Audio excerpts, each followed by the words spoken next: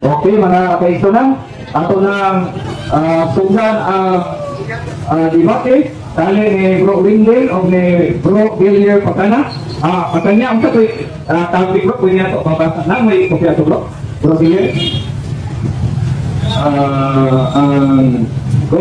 Ang Tagalog diskusyon niya. Ang Tagalog diskusyon, asa ka dali bro? Patutunayan ko na ang Inquisition ng Iglesia Katolika ay sa kadiliman at nakapatay ng mga Kristiyano ayon sa Biblia at mga referensya. Okay, mga ang ilahang tema mga kaigsunan. Andam na ba si Bro Gillier? Ang ilahang rules mga kaigsunan, 15 minutes affirmative stand, dayon 15 minutes for cross examination, dayon sunod second round no? 10 minutes dayon 10 minutes po ang 10 minutes na. Okay, ato na ang sugdan mga kaigsunan kay andam naman si Bro Gillier ang affirmativo. Atong ihatag ni andam na po ako na lang po sa oras ni kay dili na makontrol o mag-moderator na mag-timekeeper pa. 15 minutes. Okay, mga Tagalog. Umpisan o simulan na natin mga kapatid ang ating talakayan. Ating ihatag na lang ba ay na Tagalog na bro? Okay po, mapagpalang hapon sa inyong lahat mga kapatid.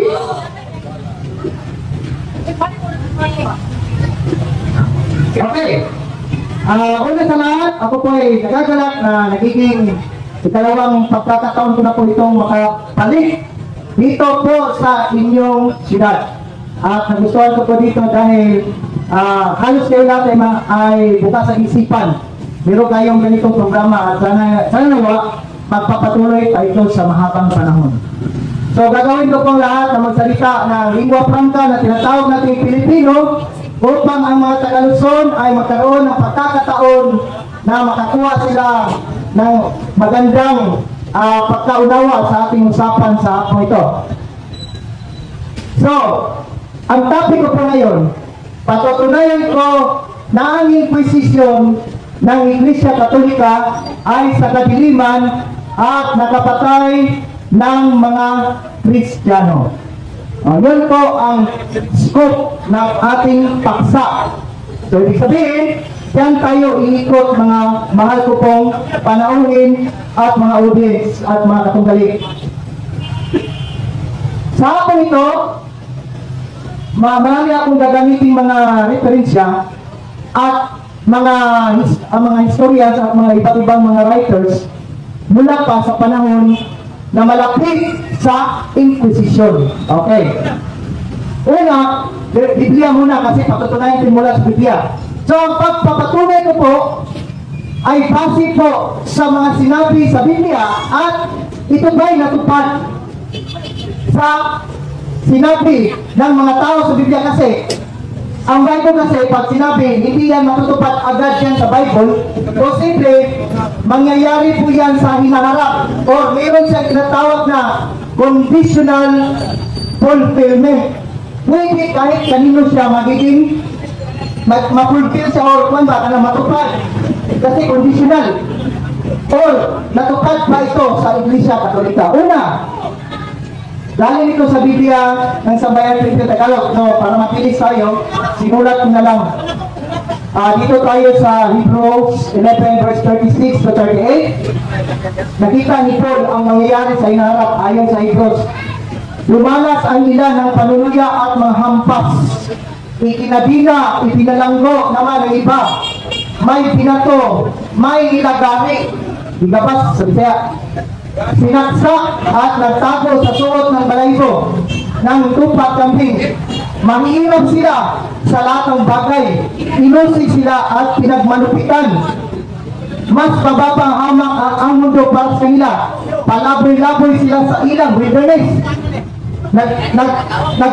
Doon o naglagalag sila kahit saan. So nagtatakbuhan sila palayo sa mga tao dahil pinapatay sila. At sa kabundukan ng mga yungit at kuiba sa lupa. Ito po yung natupad sa panahon ng mga Waldenses. Bago po niya 20 verse 4, ito yung Revelation sa Tagalog, ito rin. At nakita ko ang trono. Ano po, ito yung vision na nangyayari pa sa hinaharap. Sa panahon ni John, hindi pa ito agad-agad ito natupad, kundi natupad pa ito sa future. Ibig sabihin, conditional prophecy na mangyayari ito sa future, hindi pa sa panahon ni Juan, pinakita ng Diyos kay Juan na ito mangyayari sa kanyang bayan. At nakita bang kung umupo sila ngayon mga pinubutan ng ulo dahil sa pagpapatunay ni Jesus at salita ng Diyos. Ano kinamatay nila? Bakit sila pinubutan ng ulo? Dahil pinantayan nila ang salita ng Diyos at sumunod sila kay Kristo. Kristiyano, dito pa lang pinakita na ang kahulugan. Okay. Pagpunta niya justice, huwag matakot sa pipinto mong pagrusa. Kaya, ibubulit na ng Diablo ang ilan sa inyo sa bilangguan. Future din mangyayari yan. Sino ibubulit? Yung mga tagasunod ni Kristo, ibubulit ng Diablo, mga kapatid. The church can handle the truth. Libro ninyo ito. May firma po ito ng mga kardinal. Meron siya, meron nila po. Catholic book, sabi nito, page 13. The greatest persecution came from the inside the church. Hindi sa labas, galing sa Iglesia Katolika ang persecution. Not from the enemy of the church, kasi kalaban ng Protestante at ang Iglesia Katolika. So kalaban nila ay hindi pala nagmula sa kanilang persecution, kundi ilamin ng pare, ng Santo Papa, nagmula pala ang pag-persecute sa loob ng simbahang Katolika. Kalawa, page 123. The ungospelike behavior by Catholics towards Christians of other churches. So, dito pala ilamin na ang Inquisition talaga ay hindi pang gospel. Hindi po yan ugali ng Kristo. Yan po ay ungospel. Ibig sabihin, hindi maka Diyos, hindi maka Kristiyano. Okay, page 95. Spanish Inquisition Notorious. Ano ibig sabihin ng notorious? Di ba yun ang mga titulo ng mga kriminal? So, mismo ang libro ninyo umamin, mga kapatid. Okay. Ano pa susunod? Mateo 10:22. Kamuhian kayo ng lahat ng tao nang dahil sa akin. Ngunit ang manatiling matatag ng sa wakas ay siyang maligtas. Lahat ng tao, hindi na ito sa Hudyo. Diba, paborito niya, 1:4, diba, Hudyo ang inyong pinaparatangan na sila ay mamamatay tao. Tingnan natin itong Biblia ng Sambayan ng Pilipino. Basahin natin sa Roma. Introduction. Anong sabi doon? Hindi na pala Hudyo ang may karapatan pumatay, ay may kapangyarihan pumatay, kundi may kinalaman din pala ang simbahan, diba? Sa katunayan na pag-ibayo ni Luther ang reformasyon dahil sa pagbibigay niya ng paliwanag sa sulat na ito, hindi siya nagkamali. Nang makita niya rito ang pag-atos sa nakatayo na iglesia na kung minsan makamundo at madalas na nagbigba paniwala sa pananampalatayang dahil sa mga kaugalian wala namang kinalaman sa pananampalatayang pagliligtas. Ang Inquisition, di na napagligtas ng tao yan, daming namatay. Ang daming sinalpits dahil sa religion, mga kapatid. Ano sabi dito? Tulad ng sambayanan ng Israel, noon ang sambayanan ng Kristiyano sa gitnang panahon. So kung mapatay ang mga Hudyo, hindi naman Adventist yung mga Hudyo kasi hindi naniniwala kay Kristo yan.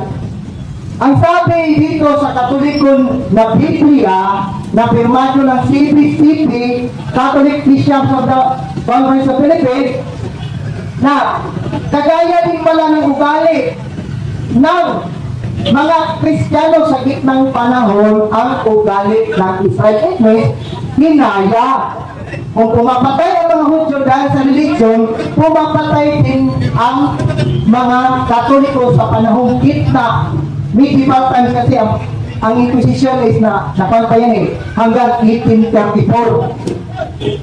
Pinigil ang Inquisition dahil natalo sila sa pwersa ni Napoleon Bonaparte noong 1808. Kasi si Napoleon Bonaparte, additional information, dating Katoliko, ayaw na niya magkatoliko dahil nasaksihan niya ang pagpatay ng dahil sa reliyon. That's why, ang Juan 8:44, maaaring din ito applicable sa Romano Katoliko sa pamamagitan ng Inquisition. O sana, tatanungin niya ako sa mga tinatayo ko. Okay, sabi pa dito, Revelation 2 verse 10, huwag matakot sa napipinto mong pagrusa, haya't ipupulit ng diablo ang ilan sa inyo sa bilangguan. So kung ikaw sumusunod kay Kristo at ipapakulong ka, gawain ng diablo yan. Gawain ng diablo yan, mga kapatid. Sabi nito, Revelation 6 verse 9-11, and I saw underneath the altar the souls of those who had been slaughtered because of the word of God. Council of Toulouse 1229 Ang sabi doon sa Council of Toulouse sa France, bawal bumasa ng Biblia. Pag mabasa ka ng Biblia, yari ka. Ikaw ay under sa Inquisitional Judicial Investigation. Kasi ang Inquisition, inquiry po yan. Tatanungin ka ng tatanungin, diba, nakikita niyo sa ginagawa ng ating Pangulo si Duterte at Sara. Diba, tinatanong sila ng quadcom. Dahil doon, puputasan ka.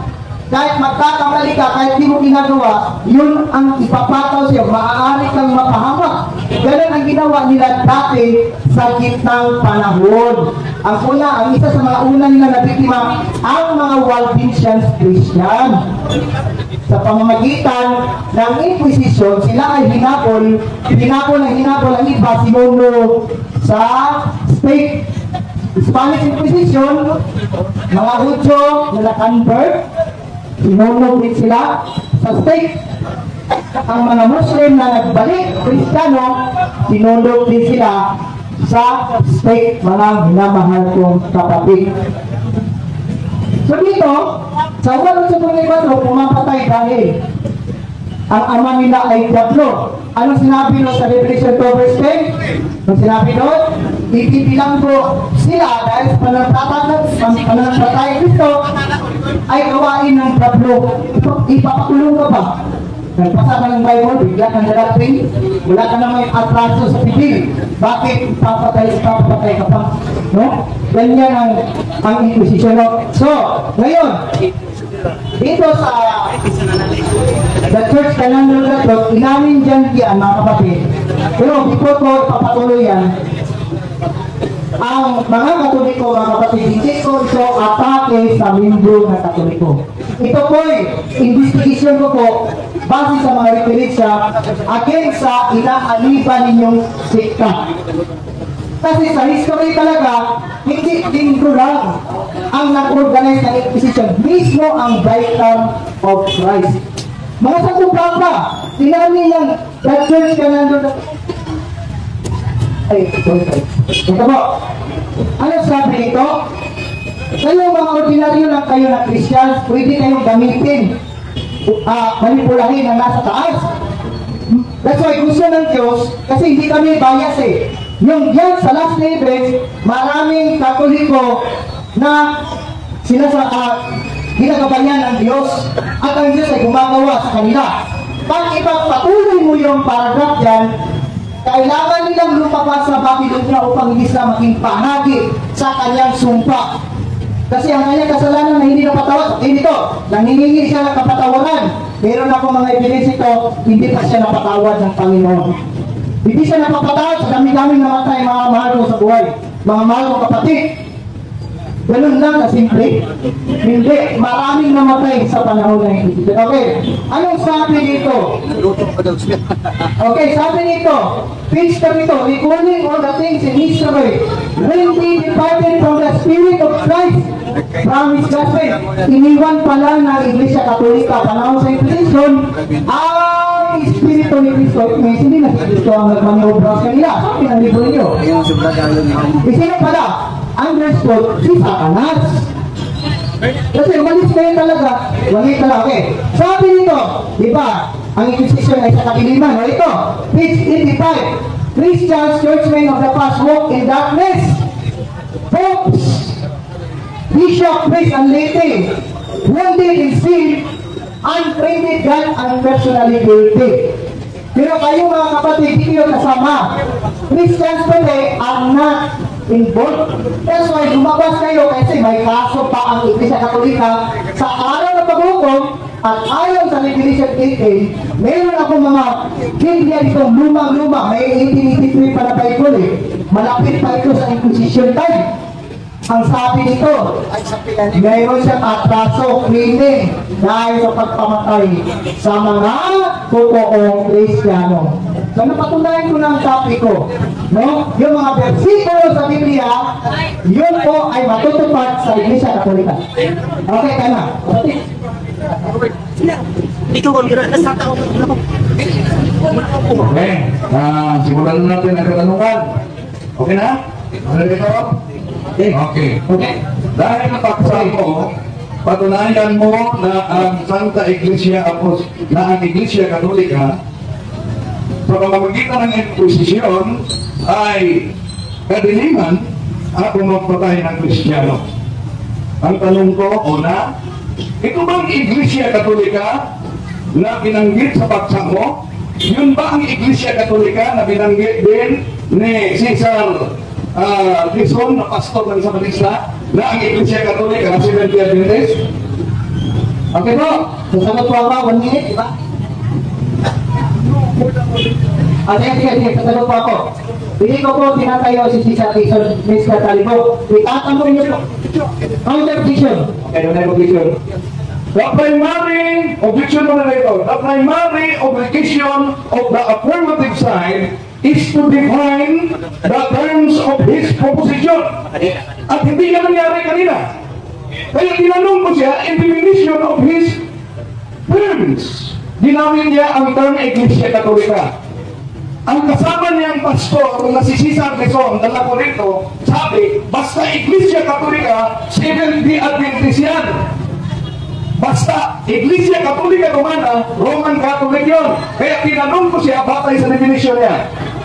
Okay na po ang counter-objection mo to. Counter-objection, ibig sabihin, hindi niya pala kaya, Mr. Moderator, gibahin niya tinatanong ko. Yan, nagka-counter pa ako. Nagka-counter pa ako. Ganito saan pa. Pagkasa ko, ipaklaro sa ibang counter-objection. Ayan sa pagkuhan sa iyang one side. Ipaklaro ang mga counter-objection. Dapat, ipaklaro ang ibang counter-objection. So, counter-objection ko po, Mr. Moderator, dapat tanongin na ako sa nilatag ko muna. Magtanong po siya doon sa mga kinayo ko ba? Yun mo lang gigipain niya. Huwag sa mandamay ng ibang tao dito kasi hindi ko nilatag si Cesar Dizon. Yan po ang aking counter-objection. Okay bro. Qualification. Kahit di mo nilatag si Cesar Dizon, kasama mo yung Seventh-day Adventist, then ang proposition mo, may terms, Iglesia Katolika. Kaya tinanong kita kung ibatay sa terms na ginamit mo, Iglesia Katolika. Ayaw ni Cesar Dizon, basta Iglesia Katolika, Seventh-day Adventist yan. Iglesia Katolika Romana, Roman Catholic yan. Nasa paksa natin yan. Huwag kang iiwas. Sagutin mo lang. Okay, sagutin mo lang po. Sige, sasagutin mo po. Ang aking nilatag po ay about po ito sa Roman Catholic Church. Kasi po dito, ito po yung nilatag ko na umamin ng Santo Papa na naglakad kayo sa kadiliman at pumapatay ng Kristiyano. Hindi ko po nilatag si Cesar Dizon. Ito pong libro niyo umamin na naglakad kayo sa kadiliman. Roman Catholic Church po ang aking kwento dahil sa paksa mo. Batay sa paksa ayon sa Biblia, ang Inquisition ay naglakad sa kadiliman. Ano? Na-research mo ba ang salitang Inquisition sa Biblia o wala? Okay, ang Inquisition, ginamit ko yung Bible. Ito po. Ito po ay natupad po sa inyong Iglesia. Natupad. Through prophecy. Okay, yun na yung audition. Napakalinaw. Categorical question must be answered categorically. Ang salitang Inquisition, na-research mo pa sa Biblia. Sa Biblia. Kaya palitan ko ang tanong. Palitan mo na lang ang tanong. Ito. Dahil sabi mo ang Inquisition, palitan mo na lang. Okay, sasagot sa tanong mo. So ang tanong ko, salitang Inquisition sa loob ng Biblia. Okay bro, pakisagot mo ng categorical dahil ang tanong po ni Bro Winner ay categorical. Na-research na niya, wala. Dito sa Biblia, indirect siya, lahat. Meron po, meron. Ang salita Inquisition, hindi siya direct. Hindi siya direct, pero natupad sa isipan.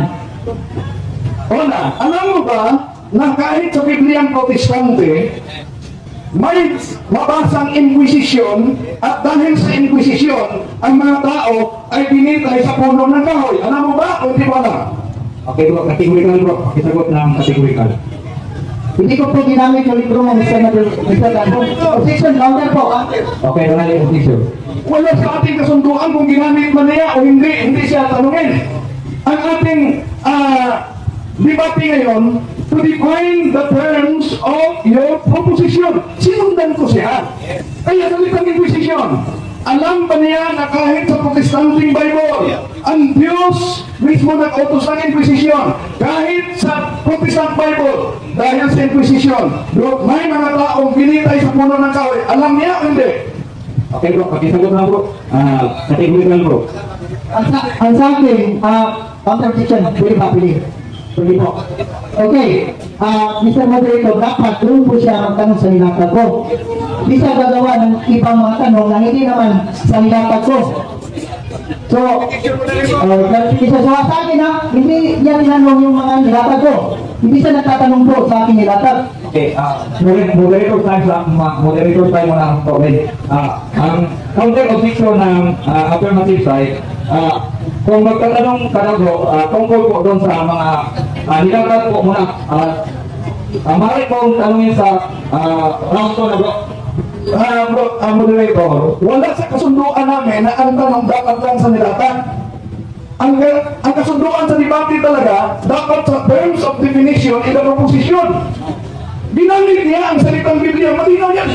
Nasunod sa paksa. Ginamit niya ang salitang Inquisition sa loob ng Biblia. Kaya nagtanong ako, alam ba niya na ang salitang Inquisition nasa loob ng Protestanting Biblia at dahil sa Inquisition, may mga taong ipinitay sa puno ng kahoy. Alam ba niya yan o hindi? Okay, moderator time na po. Ang counter clarification.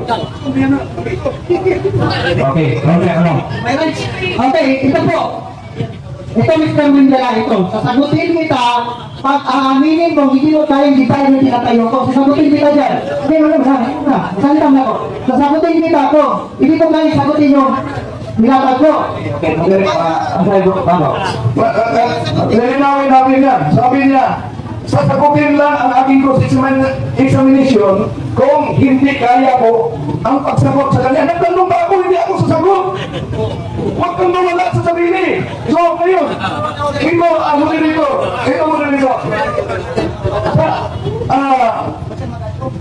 question must be answered categorically. Ayon sa Biblia ang referensya namin. Kaya tinanong ko siya, batay sa Biblia, alam mo ba na may Inquisition at dahil sa Inquisition, ang mga tao ay tinitay sa puno ng kahoy? Alam mo ba yan o hindi? Okay, wala naman daw sa kasunduan ninyo bro. Pakisagot na lang bro ng diretso categorical ang tanong. Okay, karapatan ko rin kasi malaya naman tayo. Meron tayong freedom, di ba? Sumagot. Sasagot nga ako sa tanong niya. Kung sasabihin niya, hindi niya kaya ibain ang nilatag ko kanina 15 minutes yun, ibain niya yun. Karapatan ko yun eh. Challenge po yun sa'yo, Mr. Winder. Ibain mo muna yung 15 minutes ko. Stand, bago kita sasagutin kung aaminin mo, hindi mo kaya ibain yung itinayo ko. Sasagutin kita. Okay. Kaya nga, sinimulan kita sa term clarification nito. Simulan kita sa term. Dalawa lang tanong ko, Iglesia Katolika, Inquisition, yan pa lang, diba na ang tindig mo? Kaya sagutin mo ang tanong. Batay sa Biblia ng Protestante kung talaga nag-research ka tungkol sa Inquisition. Batay sa Protestante na Biblia, alam mo ba na dahil sa Inquisition, may mga taong binitay sa punong kahoy? Alam mo ba yan o hindi? Okay, sagot. Bro. Okay, sasagot mo ako objection po ito, objection. Sasagot na objection. Hindi, karapatan ko yan. Karapatan ko po yan. Ang nilatag ko po, ang Inquisition patungkol sa Roman Catholic Church. Hindi mo yung sa panahon ng Israel, wala ka sa paksa. Sagutin mo yung tinatangin ko sa talikod. Ang tungkulin mo ngayon bro ay ang sumagot sa tanong na negative side. Huwag ka muna doon, mayroong clarification. Clarification muna. Huwag ka munang maratol, kapatid ha. Ito, clarification. Sabi mo, hindi yun ano. Sabi mo kanina, sasagutin ko muna. Clarification. Hindi ako pwedeng sasagot. Dahil mag-cross-examine pa ako sa'yo. Pero objection. Ano objection mo? Tatlong beses ka na nagkadrama ako. Hindi ako nagsalita ng masama sa'yo. Karapatan ko rin. May karapatan ako. Hindi ako tuta ito. Dapat ibain mo yung tinindig ko. Doon ako bibilit sa'yo kung makita mo yung tinindig ko. Itanong ka ng iba. Instante, wala. Hindi mo nag-iba ang aking paksa. Okay, mag-letter tayo. Palitan nyo na ba ang tanong ko? Doon mo na lang itanong sa susunod na round. Okay, palitan natin. Sabi mo, ilang kahinang binanggit mo dito. The church can stand the rock. At nandito, sa aking kamay. Saan mabasa na yung paglakad nila sa kadiliman ay dahil sa Inquisition? Okay, bakay mo. Sa page 85. Okay, pakipan ko ba? Page 85. Pwede no? Sabi ito. Ito po purification of the memory. Ito po yung kanyang main topic. Christians and churchmen of the past who walk in darkness, popes, bishops, priests, and ladies, wounded by sin, they who have offended God in specified instances of history. So sa history, naglakad sa kadiliman ang inyong mga kasamahan. Hindi po ako nag-bring sa ngayon ha. Walang kinalaman ngayon ang mga Christian na kayo gusto ng Diyos. Lumabas kayo para hindi kayo madamay sa kanyang kaso sa uling araw. Ang katanungan ko, malinaw, batay, hindi mo sa aking kamayan.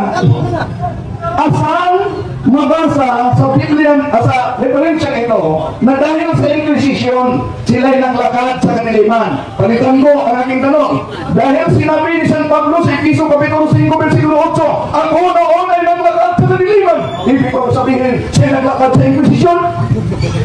Okay, pagkatawag mo. Wala naman pinalaman si Pablo sa lakad ko. Huwag mo na. Sasagot ako. Si Pablo, wala siya kinalaman dito. Ang pinag-usapan nato, ang inyong iglesia, naglakad talaga sa kadiliman. Yun, basa ko na na huwag niya gamit si Pablo. Sa inyo ito, walang kinalaman si Pablo po dito. Ito na tatanong ko. Sangayon ka ba na sa binasa mo, mabasa diyan na ang simbahan ay hindi masisisi dahil sa Inquisition? Sangayon ka ba mabasa diyan at yun ay iniwasan mo? Hanapin ka dito nasa kadiliman. Naglakad sa kadiliman. Naglakad sa kadiliman. Salamat, dito na ako. Naglakad sa kadiliman. Objection moderator. Categorical question must be answered categorically. Yung tanong ko ay dapat sagutin niya direkta. Sangayon ka ba na batay sa binasa mo, ang simbahan ay hindi masisisi sa Inquisition na pangyayari noon? Okay bro, categorical question bro, dapat sagutin mo muna ng categorical bago ka magpaliwanag. Mabagasa din na hindi siya masisisi kasi nagsisi nga siya kasi nakapatay nga. Sagot ako. Sagot ako. Nagsisisi siya, hindi na masisisi, makasalin, kasi libro niya ito, pero evidence siya, nahingi ng sorry kasi nakapatay nga at naglakad sa kadiliman. Yan ang aking paksa. Ay magsisi pa kayo, nakapatay na. Naglakad na sa kadiliman sa kasaysayan, hindi na yan madidilit. Ito na tatanong bro. Okay, sunod ang tanong, batay sa pahayag mo. Sabi mo kanina, na during the early Christian and even sa persecution sa Roman Empire, daming mga pinatay. Ano? Batay sa aklat ninyo. Isa pa pinatay dito ay si Saint Cecilia. Tanong, ito bang si Cecilia na nakasulat sa The Great Controversy? Ito ba'y sa Batista o Katoliko? Okay, sagot po. Ito ba yan? Pwede na check. Hindi, karapatan ko yan. Karapatan ko yan. Binigyan naman siya ng pagkakatan. Wala ka na yan. Okay, si Saint Cecilia, Cristiano po siya. O, Cristiano. Hindi ko siya Katoliko. Kasi Cristiano siya. Hindi siya Roman Katolik. Pinatay na siya eh. Pinatay na siya ng Romano. Lulo ng Roman Katoliko yan. Si Saint Cecilia, pinatay po yan ng Pagan Rome. Ang Pagan Rome, yan po ang pinagmula ng Papal Rome. Kung nabasa ko dito na siya ay miyembro ng Romano at santo ng Romano Katoliko, sangayon ka ba aminin mo sa harap ng mga tao na batay sa inyong aklat, Seventh Adventist, nagsisinungaling ka? Hindi po ako nagsisinungaling kasi una, ang mga nilatag ko, hindi ko ginipa. Hindi ko nilatag din yan. Hindi ako sinungaling, pero hindi ko kayang gibahin ang aking nilatag. Dapat, giba mo. Doon ako bipilit sa'yo. Hindi ka ng ibang argumento, hindi mo kayang gibahin. Okay, ano mo picture mo? Dapat categorical question. Sinabot niya kanina. Na Cristiano. Kaya, follow ako. Pag mabasa ko na ito'y santo ng Romano Katoliko, batay mismo sa inyong aklat. Sa ayon ka bang nagsisinungaling ka? Ayaw na niyang sagutin mo dito. Okay, bro, ito po ang katanungan niya. Pag may mababasa, si Wendell sa aklat ninyo, sang-ayunan mo ba?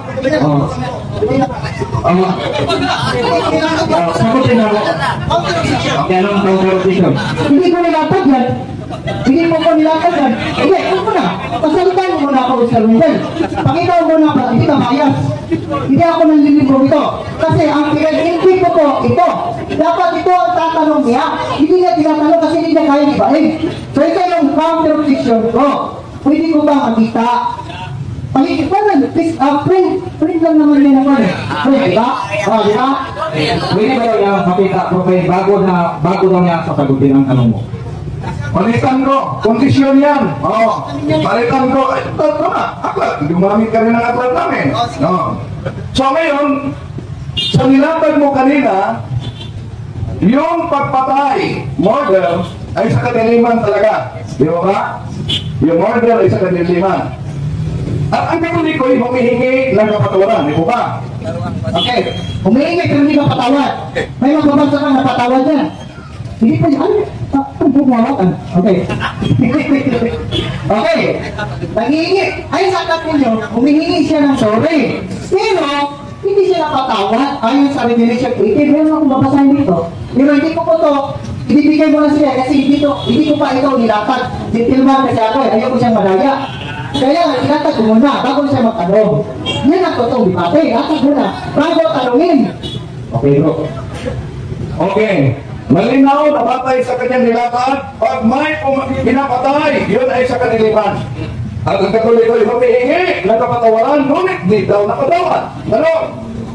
Batay sa Ministry Magazine ninyo, inaamin dito na ang abortion ay murder at ang mga Seventh Adventist hospitals ay nag-abort ng papatay ng bata sa loob ng sinapupunan. Ang tanong, kung ang Katoliko ay humingi ng kapatawaran, ang Seventh Adventist ba humingi ng kapatawaran sa pagpatay ng mga bata sa loob ng sinapupunan?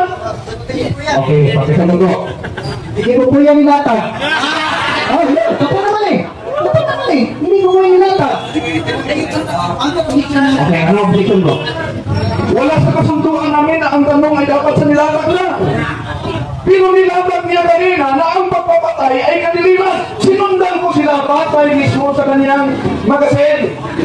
Sinabi ng kanilang magazine moderator, ang abortion ay murder. Sinabi sa magazine ng Seventh Adventist, ang mga hospital ng Seventh Adventist nagpapatay ng mga bata sa loob ng sinapupunan. Humingi ba kayo na kapatawalan? Ito, isa mo po dahil related naman sa tema niyo ang tanong. Hindi po related yan kasi out of topic siya. Hindi siya na counter-position kasi hindi mo yan nakalatag sa aking itinigdig. So, ano pang saysay ng pagtindig ko? Hindi naman tatanungin yung tinitindig ko. So, hindi niya kaya iba yung paksa ko. Gumawa ka ng bagong paksa. Yan, itindig mo yan. Sasagutin mo yan. Magalit tayo bro, balikan mo na lang ng bagong tanong bro. Doon mo na latag sa sikano. Moderator, huwag mong hayaan na mag-iskapo na lang siya. Dahil kanina, sinundan ko ang pahayag niya. Imagine ang pagpapatay ay sa katiliban. Inamin ng kanilang magasin, abortion is murder. Ang dini namin ng kanilang magasin, mga hospital ng 70 Adventist ay nag-abort. Kaya sinundan ko siya. Dito, Mr. Moderator, sinundan ko siya. Kung nahirapan na siya, sabi niya, clarification, hindi na diba, ilang termino pa lang, diba na? Ano ba kaya yung lahat na? Pero nasa sayo ang kung sasagutin mo po o ipalitan na lang ng tanong. Sasagutin ko siya kung aaminin na hindi niya kaya itong sipain yung tinayaw ko. Magbago tayo pa sa Mr. Talibong, sasagutin kita dyan. Patunayan mo na abortion. Yan. Sasagutin kita talaga dyan. Pero, kung kaya mong ibalik itong nilatak ko kanina, bilib ako siguro. Kaya mo na lang kasi kalbang bro, dahil kasi kalbang bro, hindi na siya mga kaiwas mo itanong mo sa mga referensya bro. Okay bro, palitan mo na lang ang tanong bro. Okay, palitan ng tanong, kahit nilatag niya ang pagpatay o murder. Ito, ginamit mo kanina ang Spanish Inquisition. Tanong, alam mo ba na batay mismo sa aklat nadala mo, ang Spanish Inquisition is not the ecclesiastical Inquisition. Alam mo ba yun o hindi? Okay, categorical question bro, categorical ang mga sagot. Okay. May kinalaman ko siya sa ecclesiastical. Kaya ayasin mo tanong ko. Pero, alitin ang tanong bro. Clarification mo dito, sabi niya ayusin ang tanong. Maayos ang tanong ko. Ayaw niya, kinagalang ng moderator. Dapat aayusin niya ang pakikinig niya. Ito, binanggit niya ang Spanish Inquisition. Ang tanong, ang Spanish Inquisition na napaka-worse. Ayon sa aklat ito ba ay Inquisition ng simbahan o hindi? Ano pa mga punto ng tanong? Okay, pakisagot naman ang kategorical. Ayon sa ibang aklat, ito po, may kinalaman ko ito sa gobyerno at iglesia. Iglesia, okay na. Sagot. Bro, anong aklat na nagsabi na ang Inquisition ng Spanish ay may kinalaman sa Iglesia Katolika? Yan. Okay, nakuha mo bro? O ulitin ang tanong. Ulitin mo bro, parang, okay. Okay, ito po. Ginawa ko ito sa Wikipedia. The Inquisition, ito ay Spanish Inquisition. Ito, Spain. That the Inquisition should never proceed against the Indians and the old Christians. So, kalaban na Indians at mga old Christians. Home in the kingdom of Spain was commanded to proceed. At saka, alam mo naman ito na ito ay lead by isang pare na si Tomas Vitor Quimada.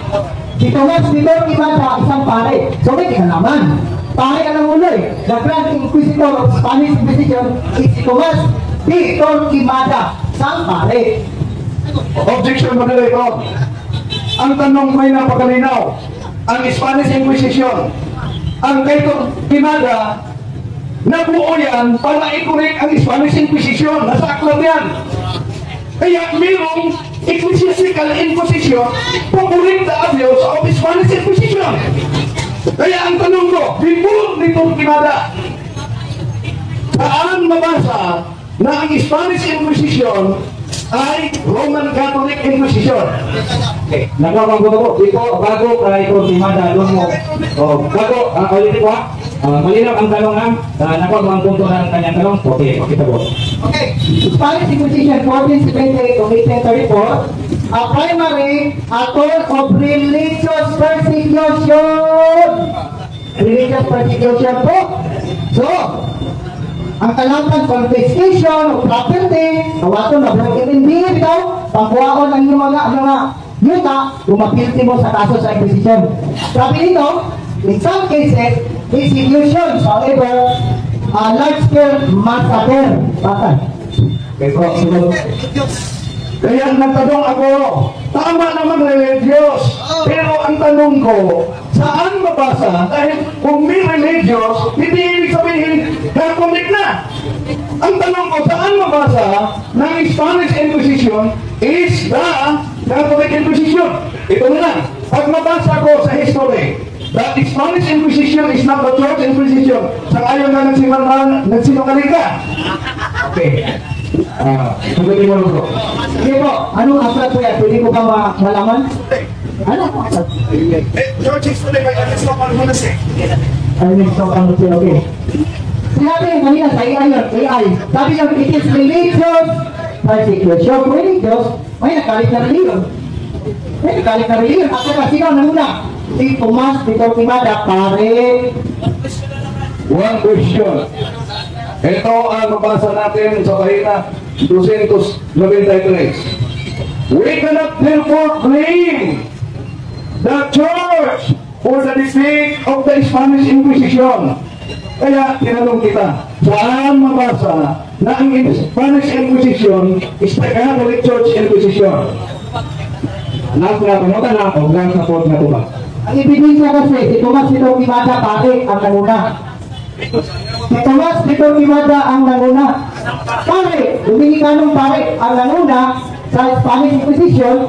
Kunya, it was church and state. Church and state, nagkaisa sila dati. Kung anong gusto ng church ay walang magawa ang gobyerno, susunod sa gusto ng mga Santo Papa. Nasagot ang tanong. Bro, natapos na bro. Time na.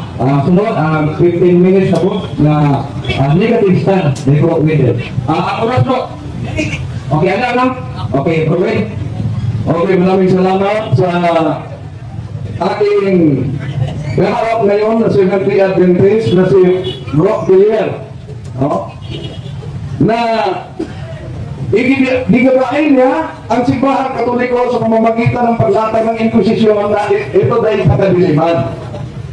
Pero parang nakalimutan yata ni Brock Villar, the primary obligation of the affirmative side is to define the terms of his proposition. Nilatag mo ba ang definition kung ano itong Catholic Church na binanggit mo? Ikaw ang nagawa ng paksa niyan?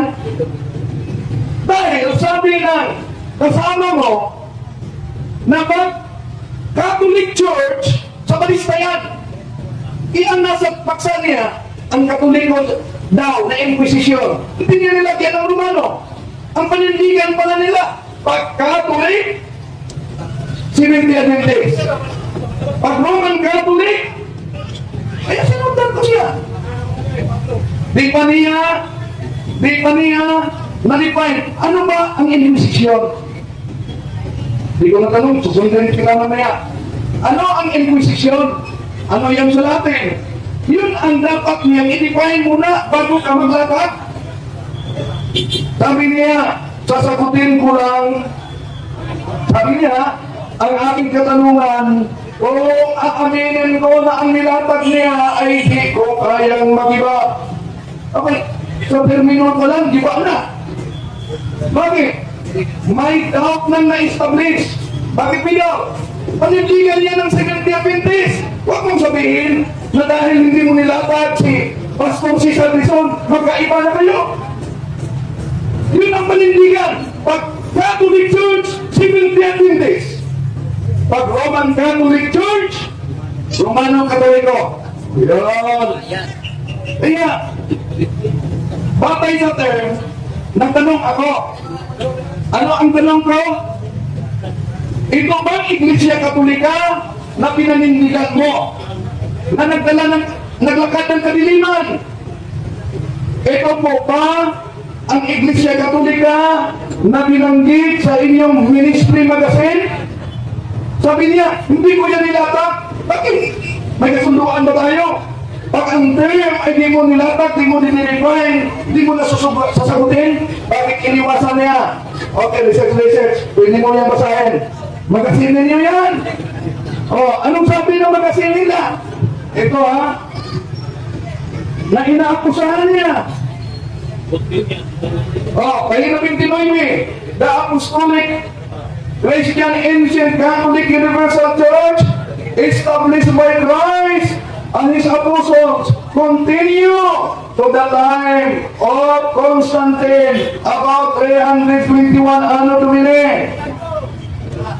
Nasa magasin nila, mga sandalista, research naman kayo, na ang yung tinitira pala na dahil sa Inquisition ay katangat ng ating Panginoon Hesus Kristo. Ngayon, batay sa, kaya tinanong ko siya kanina, batay sa definition, alam mo ba na yung salitang Inquisition, mismo ang Diyos may utos sa Biblia? Alam mo ba yun? Di daw pwedeng tanungin siya dahil hindi niya nilatak. Ito. Protestant na salin ang gagamitin natin. Psalm chapter 9 verse 12. When he maketh the inquisition for blood, he remembereth him. He forgotteth not the cry of the humble. O hindi yan. Diyos nagsagawa ng inquisition. Ba't iniwasan niya? Yun ang term niya. Okay. Punta tayo sa Esther, Kapitulo 2, versikulo 23. Anong sinabi? And when the inquisition was made of the matter, it was found out. Therefore, they were put hanged on the tree. Ay, hindi ko siya tinanong. Alam mo ba na kahit sa Protestanting Bible, may mabasa na may mga taong binitay sa pamamagitan ng Inquisition? Bakit po ba yung gobyerno civil ay yan talaga ang punishment ng Inquisition? Bakit? Dahil ang mga heretics noon, hindi katulad sa heretics ngayon, na nagkikipag-debate lang. Ang mga heretics noon, ito po, word expiry by Premonitory, page 290. Albigensian heresy was a very grave danger to the welfare of the state. Ano daw? Albigensian heresy. Ano ang kanilang aral? Ito ang aral ng mga heretics noon na hindi niya binanggit. Sinisisi lang niya agad ang simbahan. Ano ito? It advocated suicide. Ano daw? Pinupromote ng Albigensian heresy, mapapamamatay ka. Kaya sa kanilang batas noon, bawal yan.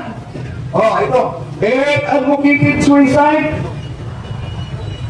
Murder. May murder pa. Murder.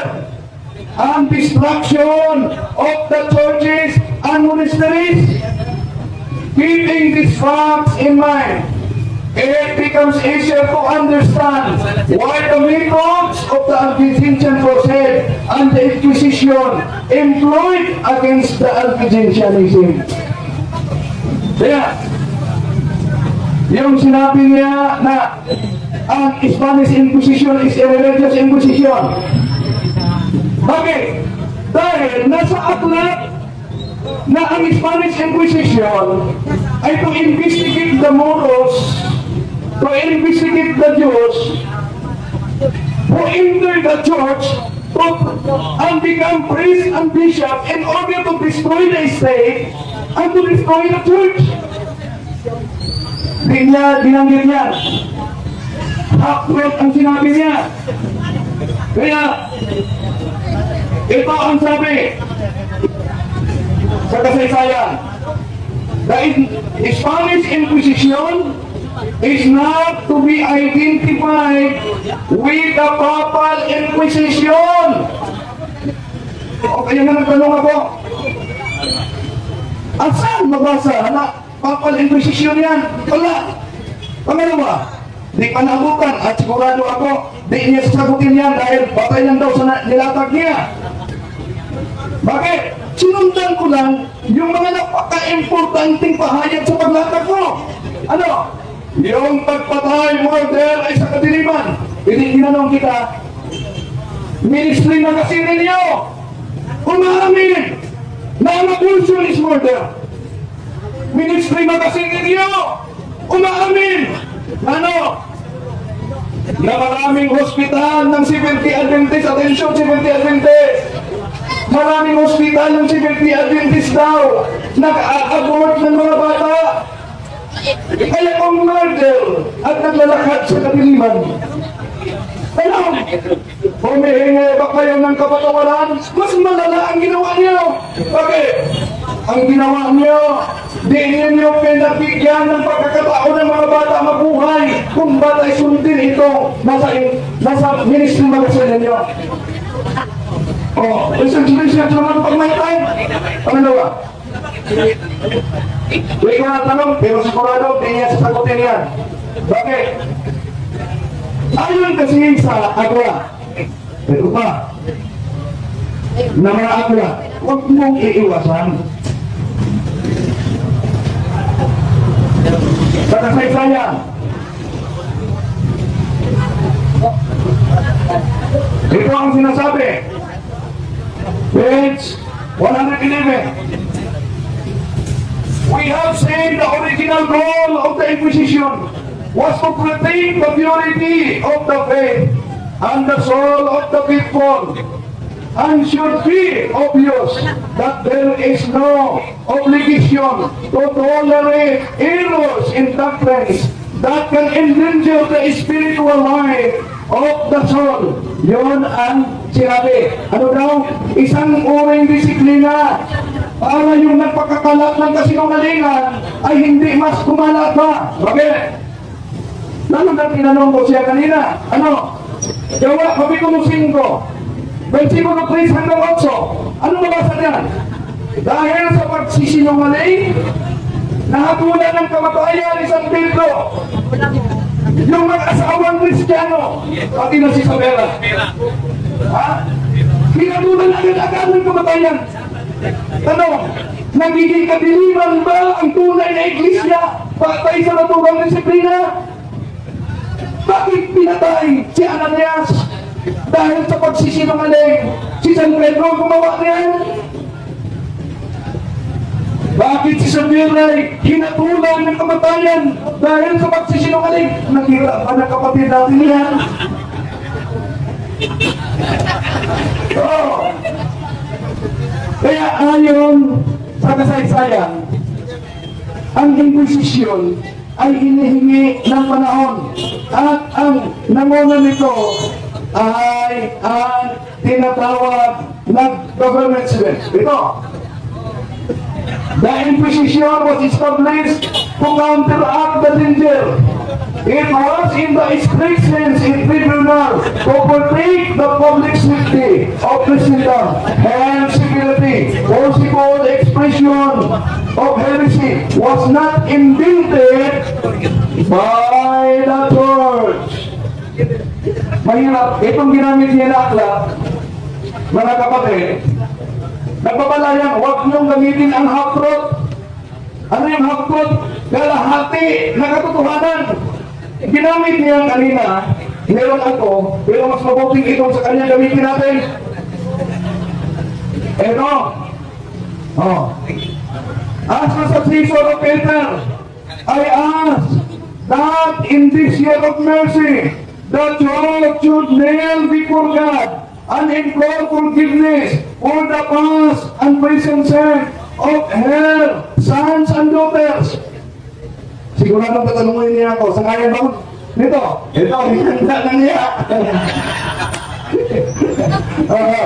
Hindi lang yan. Yung sinabi niya mga obispo, mga pare, mga laiko, saan ko pa naglalakad sa kadiliman, may mabasa ba dyan sa Inquisition niya? Ang pag-amin, may karugtong inabasa niya. Kaya, ang simbahan ay hindi mo masisisi sa pangyayari ng Inquisition. Yun ang iniwasan niya. Kaya nga, walang pagkakaiba ito makabasa ng isang liham na ang liham ay nabasa niya, ang putik ay magaling para sa mata. Kuha agad ang putik at inalagay sa mata. Buta ang resulta. Bulag ang resulta. Bakit? May kalugtong. Ang putik ay magaling para sa mata. Kung gusto kang mabuta. Okay ba? Oh. Okay. Ang dami pa na mga referensya na ginagamit natin. Pag humihingi ba ng kapatawaran, ibig sabihin ang buong simbahan ng kumapalat namin, nasa aklat pa ginamit ko. Ang papay humingi ng kapatawaran sa Holocaust. Ano yung Holocaust? Nandiyan, siguro nabasa niya. Ang Holocaust, yung mga Hudyo at mga Katoliko, pinatay ni Hitler. Ngayon, kung humihingi ang Santo Papa, Santo Papa ba ang nagutos? Ang ating Panginoong Diyos nga, si Hesus Kristo, doon sa krus, humihingi ng kapatawaran para sa lahat ng mga nagkasala. It's an act of humility and an act of holiness. Ngunit, hindi pa dito mga Seventh Day Adventist na kahit bata sa loob ng tiyan ay papatayin na. Mga kapatid, ito ay nakapatay lang sa ginawin niya. Maraming salamat.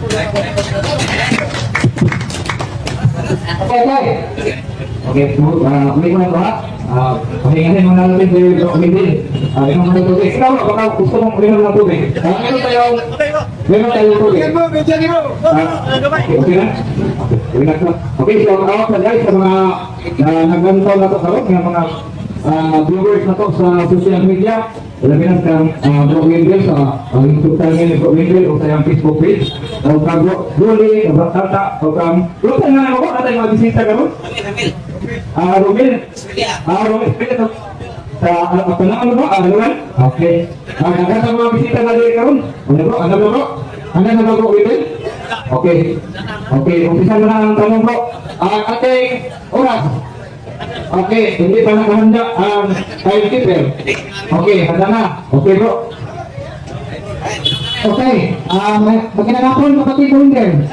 Ito yung po unang tanong po. Ayon po sa ating paksa. Mapaksa ko po, patutunayan ko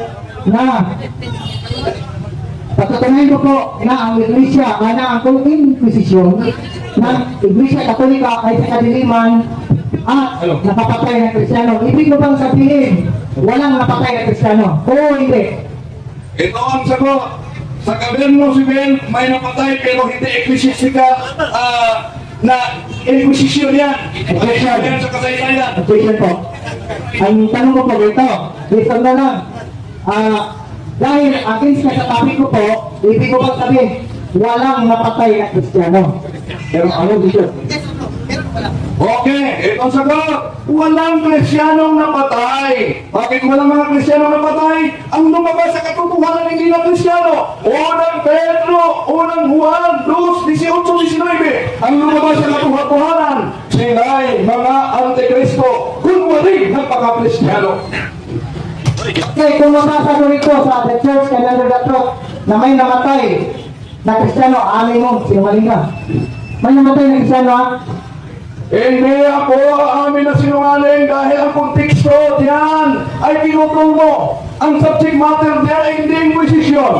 Ang subject matter sa binasa mo, the enemies of the church kills not only the Protestant, the Orthodox, Catholic, but Christians, and their blood is the blood of martyr. Yun po. Ay, ibig sabihin, hindi basahin ko. Na may Kristiyano namatay. O dito, sa page 133, the ungospel-like behavior by Catholics towards Christians of other churches. Even in Mark 2, my enemy kill Christians, those murdered. O na, may namatay. Sa tanggap ko na, may namatay na Christian. Hindi ako tatanggap sa binasa mo. Hindi ako tatanggap sa interpretasyon mo. Malinaw din sinabi, research mo. The enemies of the church murdered Lutheran, Orthodox, Protestant, Catholic, they are all Christians. Ano po ba ang bagsa diyan? Ang Holocaust. Hindi mo ba yung Holocaust? Lubos kahit Hudyo pinatay, kahit Kristiyano pinatay, malas na, walang sabalista. Okay, nabanggit mo doon ang True Church, di ba? Katolik, True Church kayo? Ayon dito, kung mabasa ko ng Catholic heresy, tatanggapin mo ba? Tatanggapin mo ba na sinungaling ka? Hindi ko tatanggapin na sinungaling ako. Dahil yung mga pagbasa mo, sa Bisaya pa, podyok-podyok lang. Ang inyo ng sarili, magasin, nainiwasan mo. Anong sabi ng magasin ninyo? Pagkatapos kukuntahin mo sa podyok-podyok? Sabi ng magasin mo, ang Catholic Church ay iglesia tatag ng ating Panginoon sa Kristo. Iniwasan mo yan kayo na. Challenge ko ba? Kung mabasa ko dito na Roman Catholic Church, mabasa, nakasulat po dito. Siya po ay heretical church. Tatanggapin niyo po ba? Nagkamali po kayo. May challenge bro, tatanggapin mo ba daw bro? Hindi ko tatanggapin dahil may mga pahayag na petisyon galing ni Martin Luther dyan. May mahayag din sa ibang mga protestante. No. Kaya mula pa sa noon, ang kalaban ng simbahan totoo sa loob at sa labas. At dahil ang dami ng sa loob na lumabas na tinatawag na unang Juan 2:18 Antikristo, kaya pati si Hindi Adventist nabuo ngayon. Okay, ayaw mo tagapin. Sige, ako babasa. Question? Babasa. Sige, babasa mo na. Premise. The Roman Catholicism was heretical. The only Protestantism was the true Christian religion. Sinama mo ang Estedon. Isinama mo ang Estedon. Tanong ko. Di ba? Dahil sa reformasyon. Si Luther. Kung mabasa ko sa Katoliko sa kanilang pahayag sa CBCP, si Luther hindi nagkamali. Tatanggapin mo, mali ka. Ito, una, itong pahayag niya ay batay sa pahayag ng reformisyon. Sandali mo na. Protestante yung posisyon nila. Pangalawa, yung sabi niya, may CBCP na napahayag na hindi mali. Si Martin Luther. Sige, tingnan natin, hindi ba yung pinutol? Sige, basahan ka na. Okay, basa.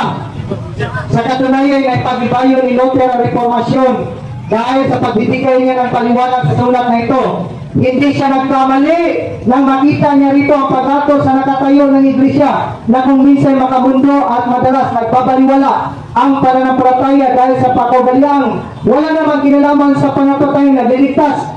Laging tulad ng sambayan ng Israel o ng sambayan ng Kristiyano sa gitnang Katoliko ito. Kristiyano sila dahil pinanganak silang Kristiyano. Sa pagbasa natin sa liyan na ito, maranasan din sana natin na makita nila Agustin at Luther isang sulyap sa hiwaga ng isang katawan na iniligtas si Kristo. Sapagkat maaaring paglibot ng hiwaga itong kailan sa pagbibigay din ng mga Katoliko sa mga sakramento at mga kaugalian na papaniwala ang napakalagang misyon sa daigdig.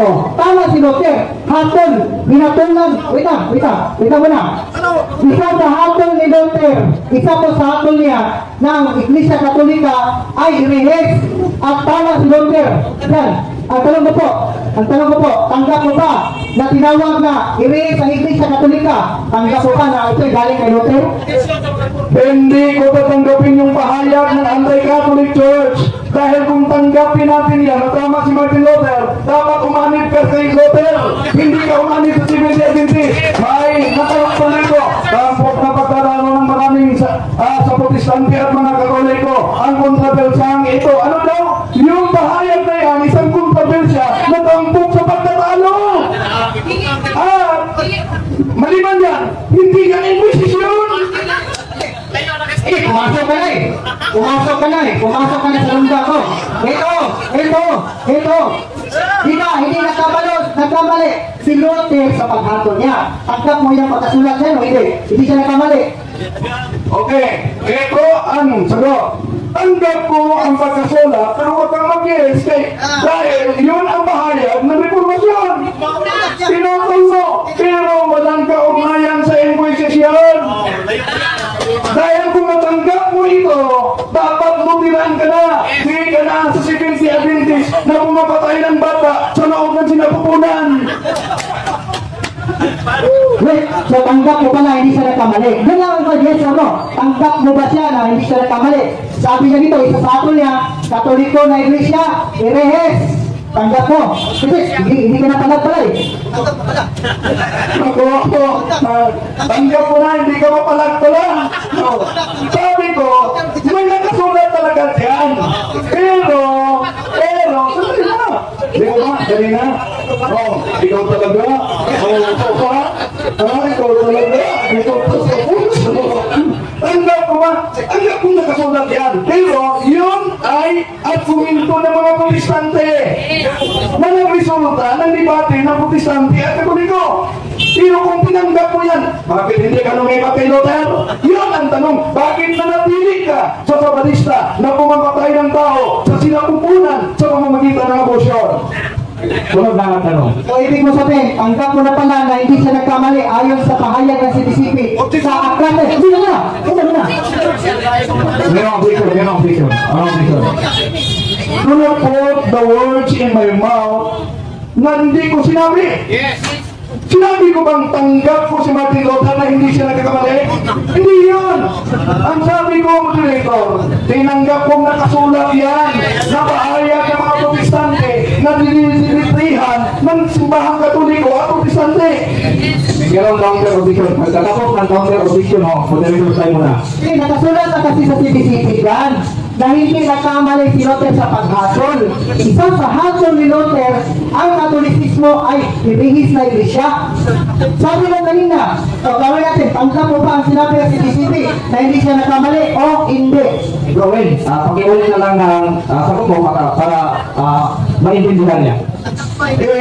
Malinaw naman na hindi ito opisyal na pahayag ng CBCP. Hindi ito. Komisyon ito sa pangyayari noon.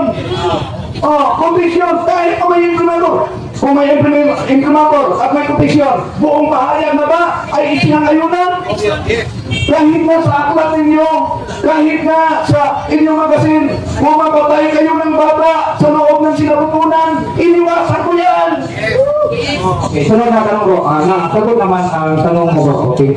Next question lang bro. Sa palawang picture, ibig mo sabihin, inamin na nagkamali pala ang CDCP sa paglagay dito na hindi nagkamali si Luther, nagkamali pala ang CDCP o ikaw tama? Ito ang sagot. Hindi nagkamali ang CBCP sa kotisyon. Ikaw lang ang mali na kumukok yan. Okay, next question.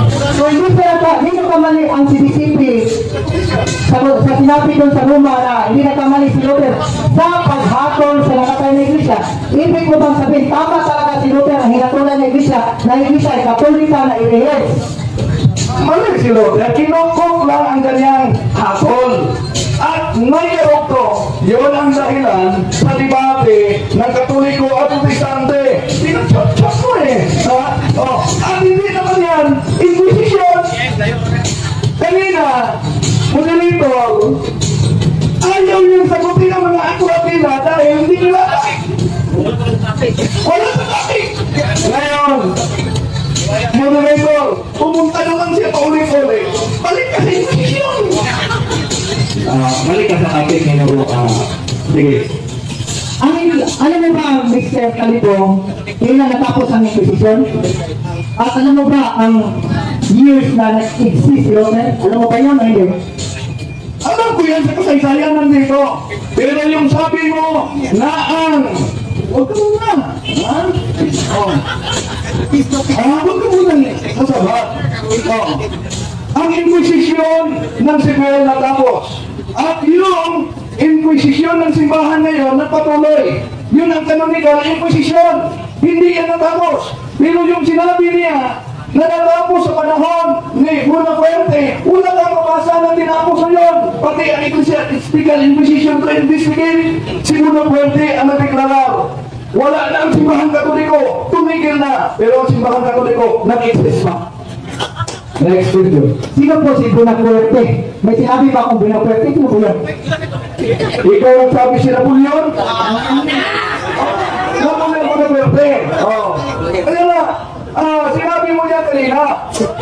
Pero wala kang mabasa na diferensya na nagsabi sa panahon niya, tinapos na dahil ang Ecclesiastical Inquisition sa pamamagitan ng canon law to investigate the heretics. Hanggang ngayon nagpatuloy yan. Inquisition, hindi ibig sabihin papatay na. Inquisition, from the Latin, inquisitare, meaning to investigate. Gawain mo sana yan na dapat i-define mo.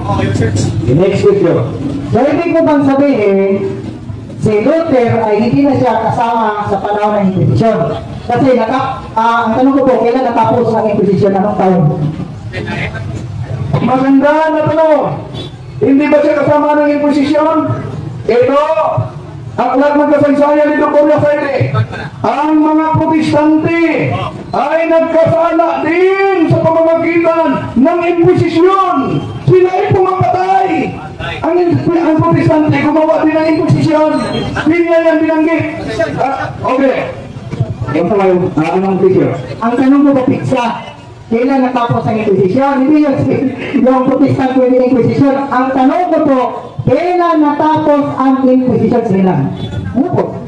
Kailan daw ang tanong nito dapat pinsa daw ang kailangan niyang sagot mo bro? Very broad question dahil may Ecclesiastical Inquisition na sinabi ko nagpatuloy hanggang ngayon. Hindi yan natapos.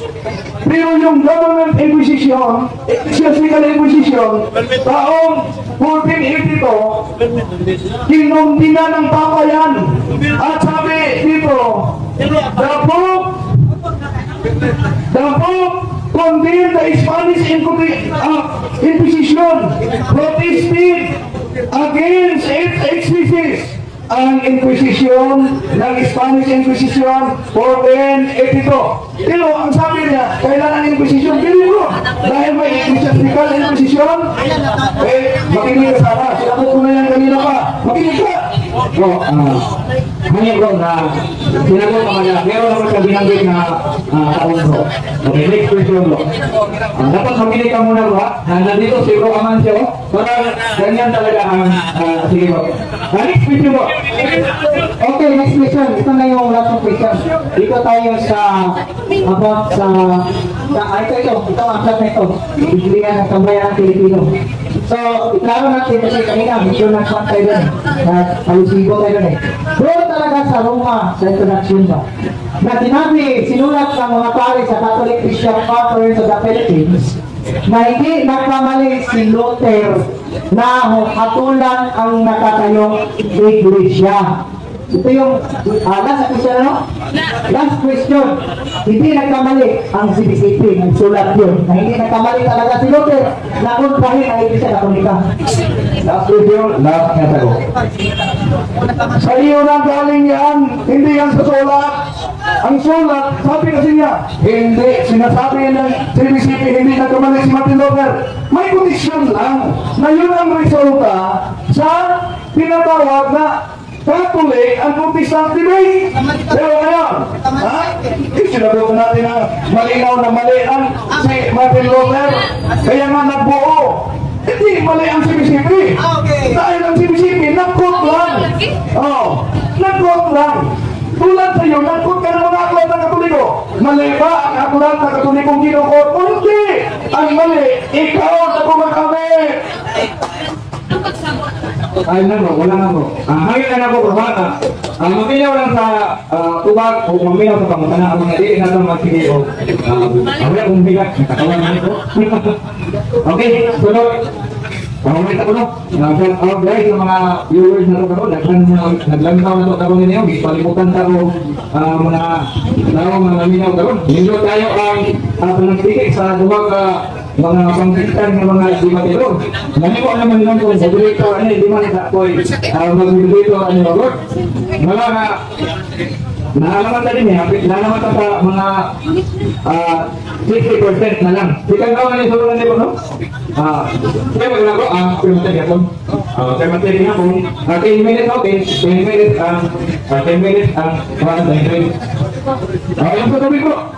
10 minutes ang presentation o 10 minutes po ang cross-examination. Yung tabok tubig kay hanap ka ba ng mag-moderate o tabok na mag-debate? Okay.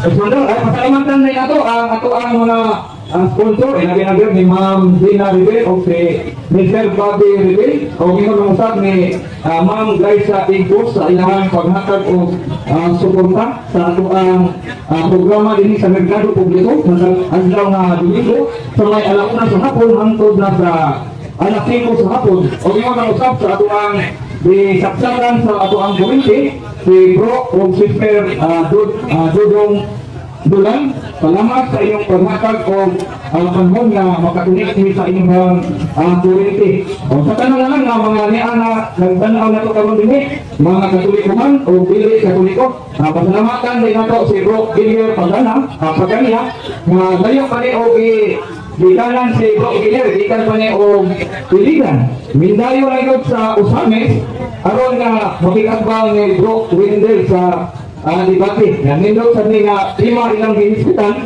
kay interesting kayo ni nga prima. Usa sa din sa init kayo nga mga isyo diatapin sa atong mga kaigsuunan ng mga protestante nga ang mga katoliko kuno daghan o ipangpatay. Amo na karon kamo na mo timbang-timbang kung kinsa gayon ang nagsulti sa tinuod mga kaigsuunan. Karon ato nang sugan andan na mga Bro Gillier sa ibang 10 minutes na resolution. Andan na bro? Okay. Magandang hapon muli sa ating mga kapatid. Dito po sa dati yun. Mag-init yung labanan. Nakakaubos ng boses. Pero di kami nag-aaway dito prinsipyo lang talaga ang nagkatabagaan. Pero ang mga debatero, mga gentleman na yan. Nakapunta po yan si Brother Wendell doon sa Iligan. Nakita ko siya doon sa aming barangay. So, masaya po ako na kilala ko siya personal. Okay. Ilang minuto? 10 minutes now? Okay, 10 minuto. Ang aming ulitin ko, patutunayan ko na ang Inquisition ng Iglesia Katolika ay sa kadiliman at nakapatay ito ng mga Kristiyano. So, sa pakikinig ko sa kanyang pagtatanong, sa kanyang pamamahayag, pinapakita niya na walang namatay na Kristiyano. At talagang dinipinsahan ang Inquisition na ito ay hindi sa kadiliman. Na klaro-klaro na pinasa ko na sa mga librong Katoliko na isa sa paila na pinasa natin na ang mga papa, ang mga bishop, at ang mga churchmen at Christians ay naglalakad sa kadiliman ayon sa kasaysayan. So ngayon, listen kayo, kasi Inquisition ngayon, natigil po yan, noong si Napoleon Bonaparte ay kinalaban ang Roma. So natigil po yan. Noong natigil ang kapangyarihan ng Inquisition, nawala na kapangyarihan noon ang Roman Catholic Church kasi Pro Alexander Bertier noong February 20, 1798, inatake nila ang Roma at kinakip nila ang Santo Papa na si Pope Pius VI. Namatay ito sa Valais, France dahil ito'y namatay parang ba na i-exile siya, no? Ngayon, ang aming pagpapatunay ay talagang matibay kasi kanina kinukuha lang niya yung mga terminology na nabasa niya dito sa aking paksa, pero yung mga nilatag ko hindi talaga niya naigiba, hindi talaga niya nasundan. Dapat sinundan niyon. Ang ginawa niya, pinutuputol, kumuha siya ng mga aklat kasama pa yung abortion. Hindi naman Inquisition yung abortion. Bakit? May utos pa ang isa magpatay kayo ng bata? Hanapan mo ako ng 28 fundamental beliefs na sinabi doon sa amin tinatawag natin na standard namin na set of doctrines o yung aming tinatawag namin na isa pa sa 28 fundamental beliefs na i-promote ang abortion. Kung wala, maritis na yan. Kung may kumapatay, walang kinalaman kami. Walang kinalaman ng Iglesia yan, Adventista. Kung may kumapatay dyan, na naka-abort, malay mo, makakatulik ko yun. Pumasok lang sa aming hospital, malay lang. Opinion ko lang yun. Opinion. Okay. Ang aming paksa, gusto niya ng Katolika dito ay ang SPA. Mali. Ang isip ko, ang opinion nyo. Kasi ako gumawa ng paksa. Ito po ay napaloob ko sa Iglesia Katolika Romana. Kasi ang Seventh-day Adventist, wala kami doktrina na nag-declare kami ng Inquisition. Hindi na naman. Sinabi ba, mayroon ba kami Inquisition na mag-abort? Walang ganun. So, tawag ko nun, gumawa lang siya ng isyo. Para magmukhang tama. At sa totoo, hindi talaga niya naigiba ang aking tindi. Ayan, dito tayo. Nagiging ng kapatawaran ang Iglesia Katolika. Ang tanong mo ba, napatawad ba siya ayon sa aklat? Ito, wala akong nabasa, napatawad siya. Nangingi lang siya ng kapatawaran at nagpakumbaba. Kanino naman? Dapat kung ang Iglesia ay totoo siya na nagpakumbaba sa kanyang krimen, dapat doon siya magsuri sa mga tao talagang kanyang nasagasaan. Namatay na lang yung mga kriminal sa Santo Papa. Namatay na lang yung mga pare na may kinalaman sa pagpatay ng mga Krisyano. Ang nangyari mga kapatid, wala. Ang nanghingi ng suri, yung mga leader popes, sila lang ang nanghingi ng suri. Ang tanong, ayon ba dito sa aklat, napatawad ba sila? Silent aklat. Nabasa mo ito ibig sabihin, ang kaso nagpatuloy pa rin nakabigil. So dito tayo sa mga malalaking aklat. Ayon dito sa Expository Bible, dito Adventist sa mga Bible chapter 17, the bit 4. Dito sa commentary sa Revelation 17 verse 8, and I saw the woman drinking with the blood of the saints. Nakita niya na ang babae ay ininom ang dugo ng mga banal. This is referred to the empires and the false religions. Sabi dito, and with the blood of the martyrs of Jesus, towards to the millions of the church age who give up their lives for the cause of Christ. The Roman Empire began, tandaan niya, sinimulan ito ng Romano Imperyo, yung papal, ay yung pagan, these persecutions of Christians and was followed by the Catholic Church.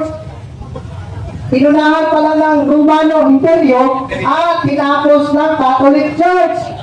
Hindi ba to? Hindi. Kasi ang pagan Rome, dyan nagaling ang papal Rome. So meron na akong kakampi, ang Bible's Expository. So sabi pa dito, ang babae pala na patutok, sa iba naman, UPI, hindi natin pwede gamitin yun kasi pag-umura yun. Ang babae dito na kung babae bayaran para malinis pakinggan, walang iba, nagmula siya sa pagan Rome at naging papal Rome. Magkatalik Church, ito pa, ang kakapal ng mga libro, sabi pa nito, ito ay 1883 na version ng Biblia. Malapit-lapit ito sa panahon na natapos ang Inquisition. Okay, Phoenix ito ay mga standard po ito. Sabi dito ni Adam Clark noong 1883, sabi dito sa okay, the Roman Catholic powers which existed at the Reformation. Ano? Sabi niya kanina, hindi daw kasama sa Inquisition. Reformation, under siya, pinipersecuted pala siya sa panahon ng Roman powers, Roman Catholic powers. Sabi nito,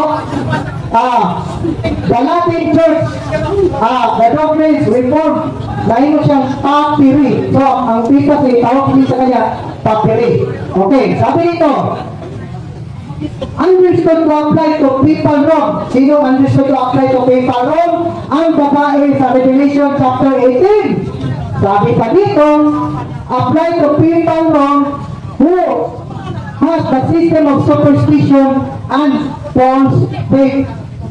Ano yung false faith?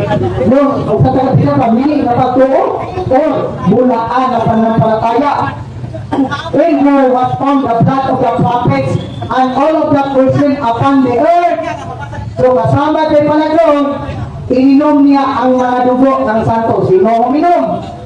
He was the persecutor and murderer of prophets and of righteous men ang faithful church. Ayon sa aklat ni Adam Clark. So, ito, katanungin nito kasi mga old professor ito, yung 19th century. May mga pangalan ito. Buti, kung may libro si Benda Talibog na parang isipalin sa isang history. Madali.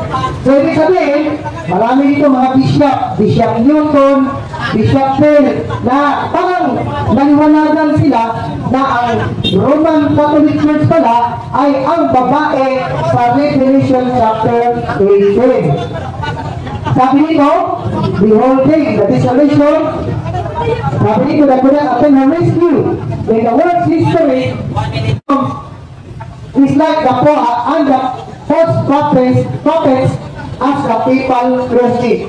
So, ibig sabihin, bulaan pala at saka siya pala yung hayop sa Revelation chapter 18. Kapag hayop, kumakain ng tao. Okay, natapos na ang nalaglag ang microphone. Okay, okay, ano yung mga bro? Okay. Bro, natapos na nalaglag.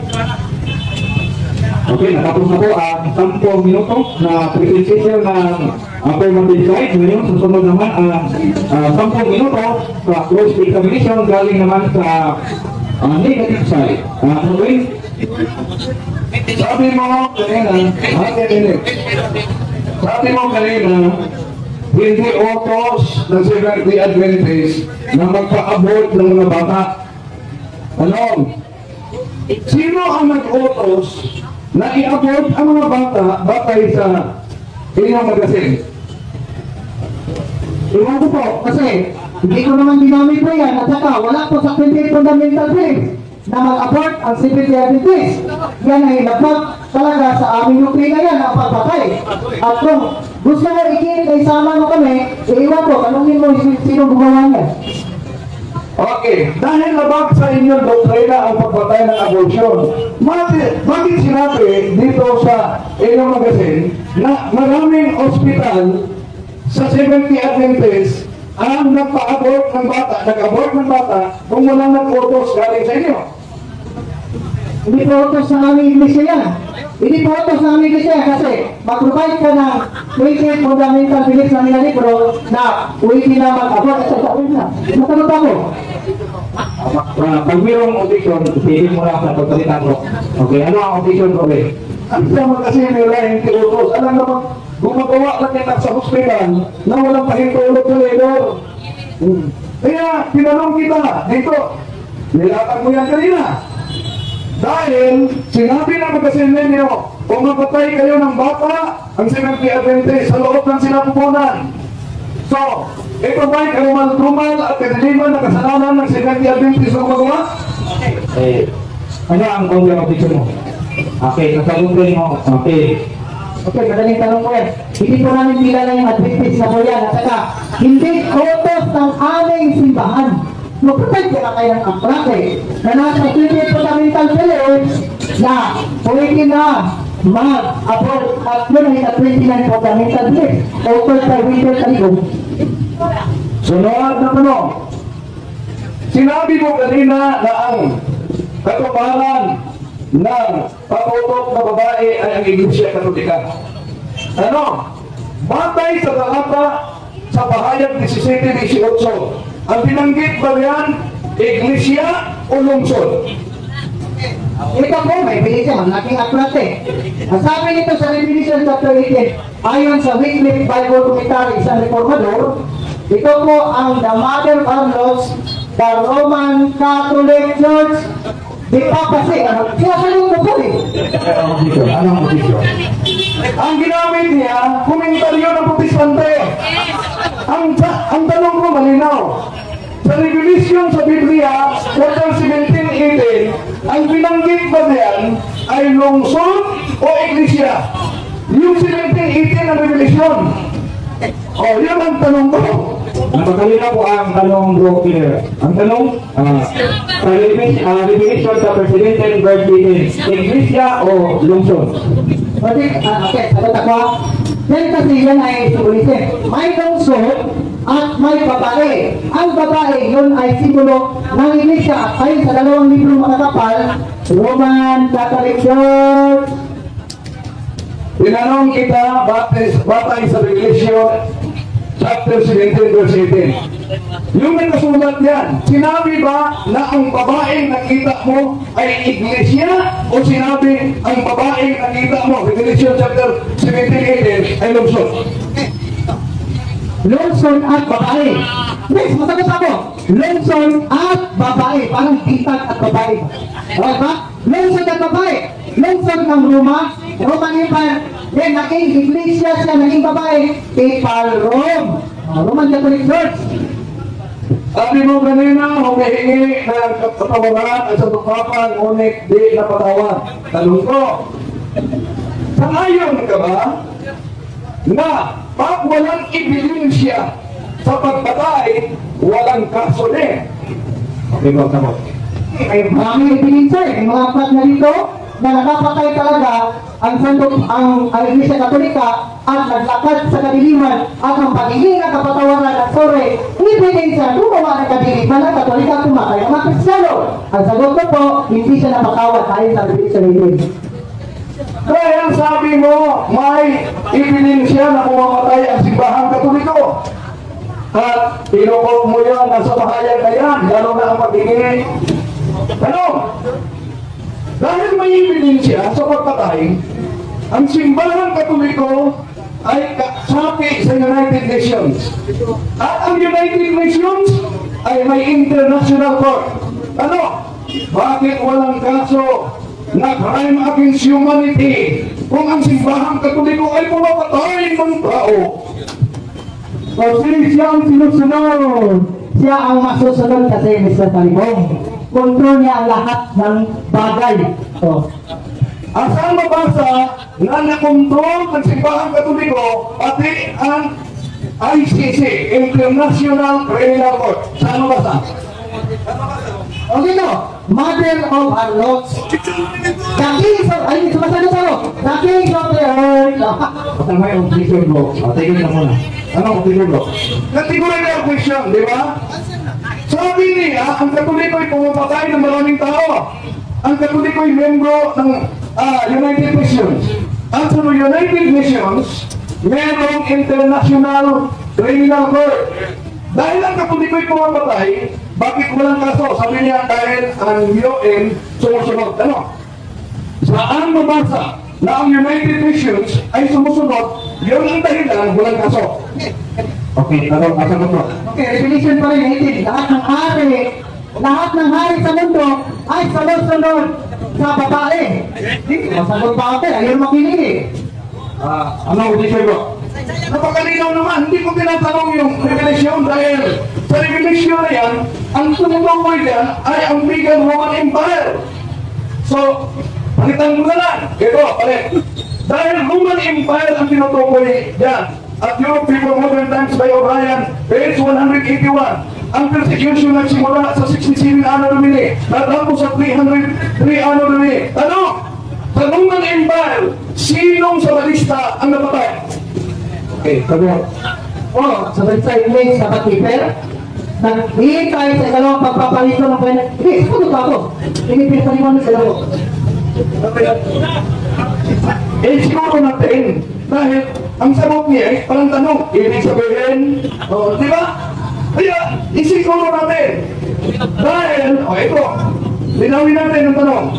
Dahil ang Roman Catholic ang pumapatay mula sa panahon ng 67 Anno Domini hanggang taong 303 Anno Domini, sinong isa lang ituro ninyong membro ng Seventh-day Adventist na pinatay?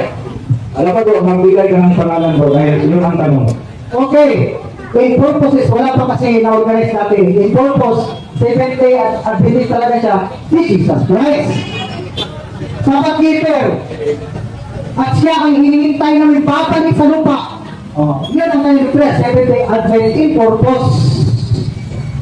Ang tanong ko, malinaw. Hindi, malinaw objection. Hindi ko sinabi kung 70 Adventist na si Cristo. Pwede lang yan. Ang tanong ko, dahil pumapatay ang simbahan Katoliko, sino Sinong Seventh-day Adventist ang namatay sa taong 46 Anno Domini, 67 Anno Domini, 303 Anno Domini? Kung kiniklaim ninyo na ang simbahan katoliko ang patutot, sino ang namatay? Ang tanong mo, ang sagutin mo, huwag mong sagutin na si Kristo ay isa na Peter. Dapat magbigay ka ng pangalan. Okay. Sino? Kasi marami sila in spiritual, true Christians at true Christians. Isa pa dyan si Peter Waldo. Ha? Please, masagot ako. Sumasagot ako. May mga conventions na 7 days dapat prepare. In purpose nga eh. Ngayon, may mga actually, meron ako dito. Okay. Meron. Okay, mo. Huwag mong gamitin ng inin mo, buhat ka ang lahat. Dahil sa inyo yan, ang tanong ko malinaw. Sa taong 67 Anno Domini, 303 Anno Domini, sabi niya may mga sabalista, sinong Adventist kinatay? Isa lang. Sino ang napatay?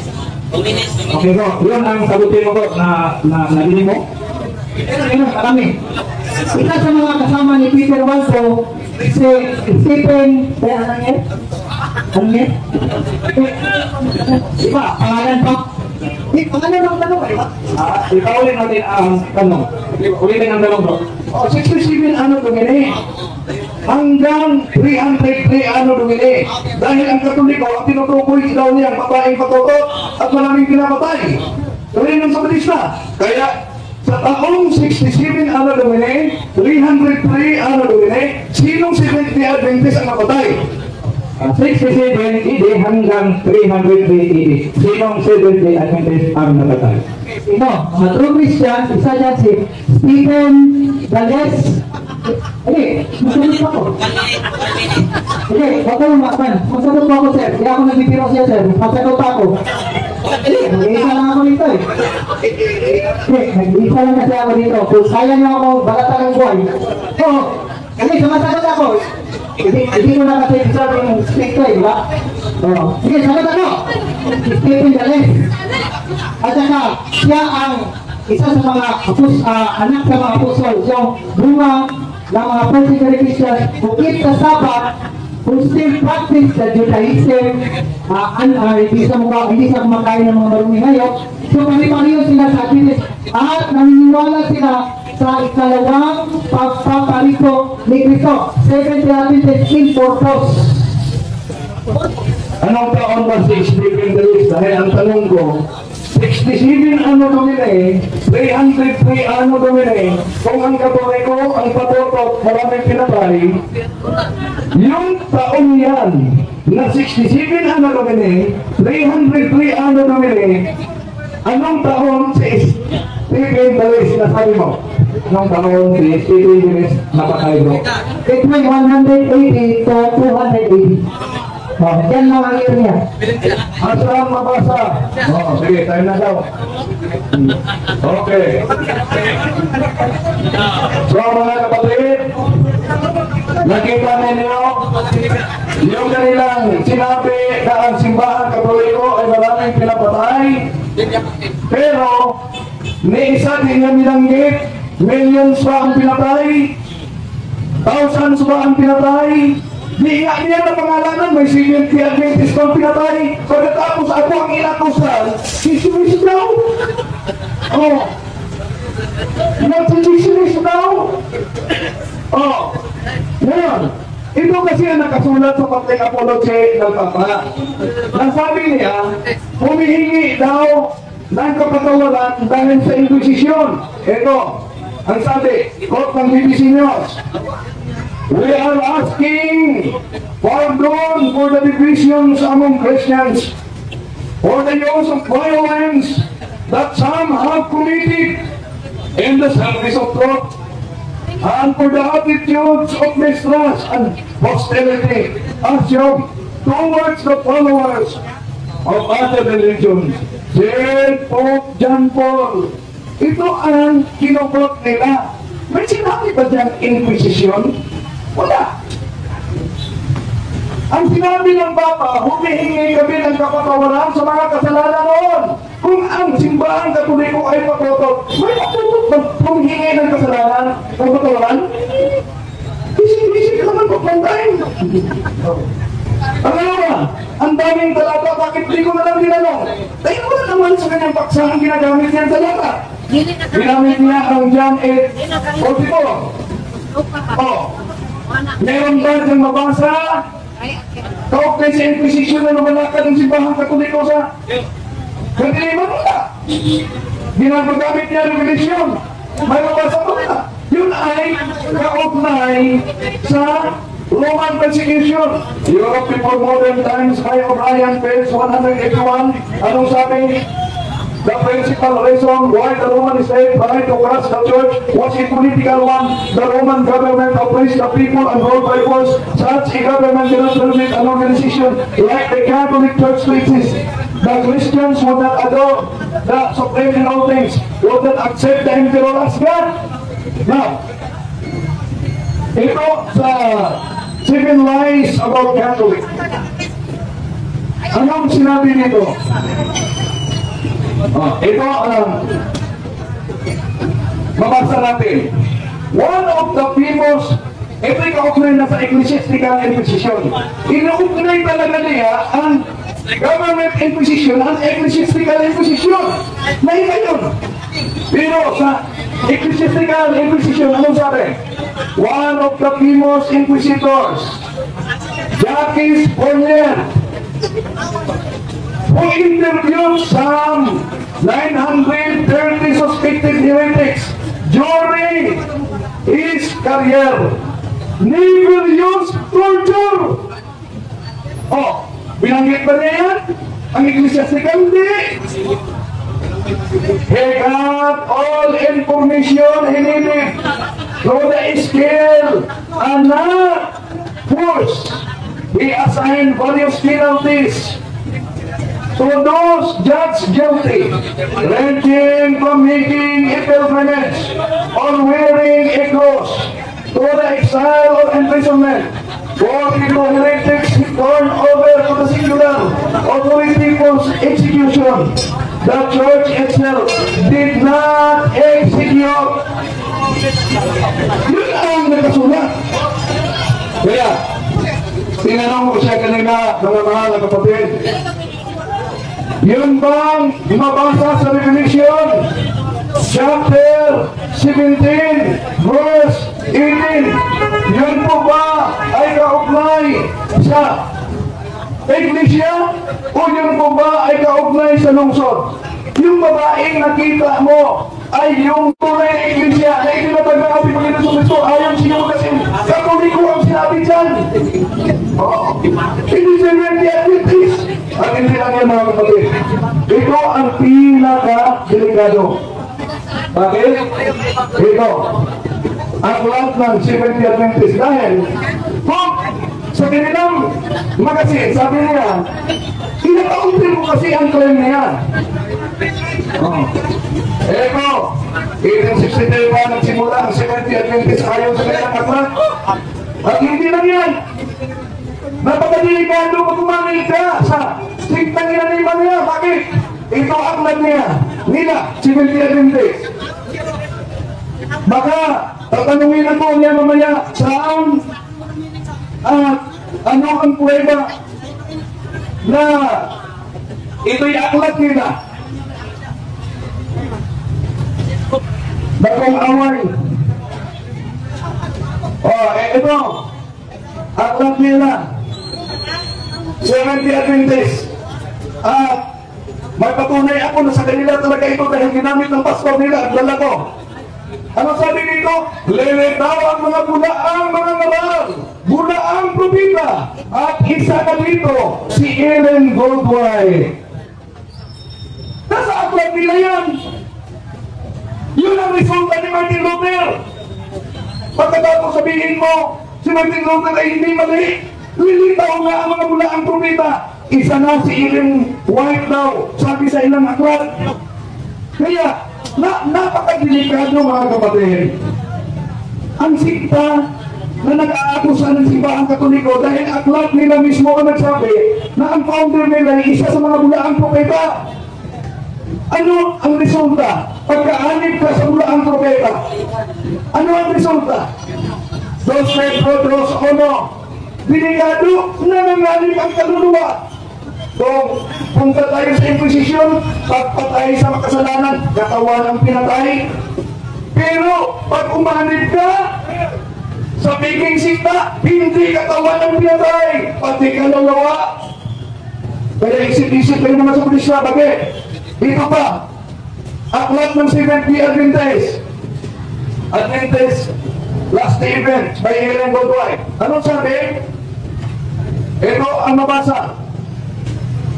But I see unto thee, it shall be more trouble for Tyre and Sidon at the day of judgment than for you, and thou Capernaum. Close parenthesis. Seventh-day Adventists who have great light, which are exalted into heaven in the point of privilege, shall be brought down to hell.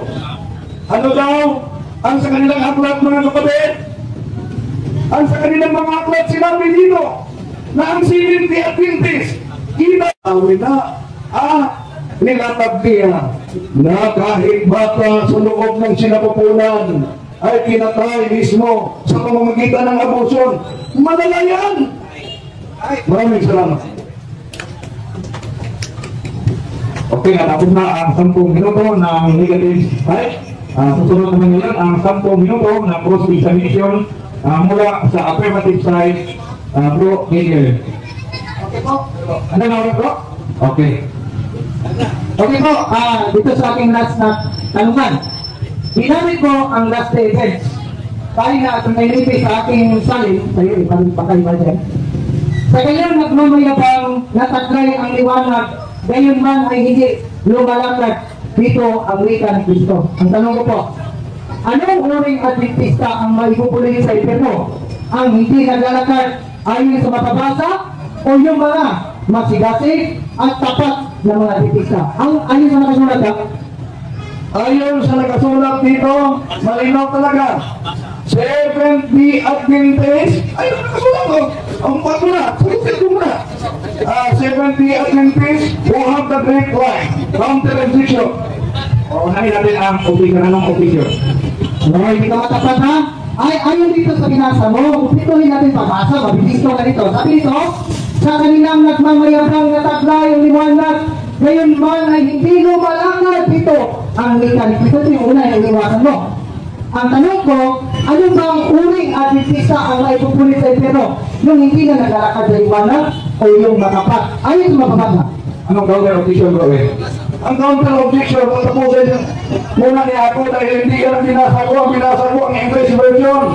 At ayon sa mababasa, Seventh-day Adventist who have the great light. Ang Seventh-day Adventist na may malaking liwanag, yun daw ang itatapon sa impyerno. Nako, delikado. Tama naman po, bro. Dahil English at Tagalog naman ang ginamit. Tagalog, pwede ba? Basahin natin ang buong buod ng pangusap. Pwede ba natin basahin? Ano ang official? Nasa cross-examination na tayo. Yung sinabi mo, pwede ba natin basahin? Hindi ang tanong. Ha? Hindi ang tanong. Kaya, question ka. Request yan. Okay, moderator tayo mga hampo. Bilang tayo, ang karapatan mo ngayon ay magtanong. Hindi magputos na putahin. Okay. Okay bro, okay. Okay, tanong bro. Of those who boast their life and yet fail to walk in it. Binasa ko po dito, that I say unto you, it shall be more tolerable for Sodom and Tyre and the day of the judgment than for you.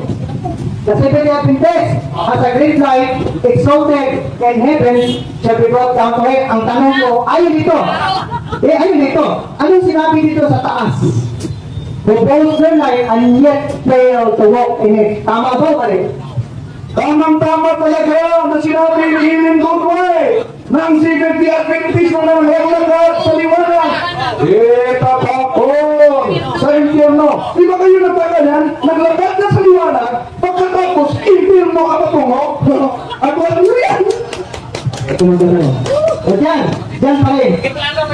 Pwede, hindi mo pinasa yung to both their life and yet fail to walk in it. Iniwasan yung fail to walk in it. May liwanag na, pero hindi na naglalakad.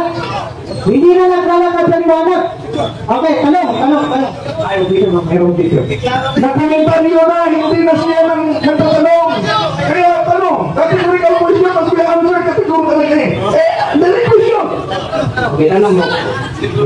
Okay, ang tanong ko sa iyo, bakit sa nasulat niya, maging matapat po tayo ha?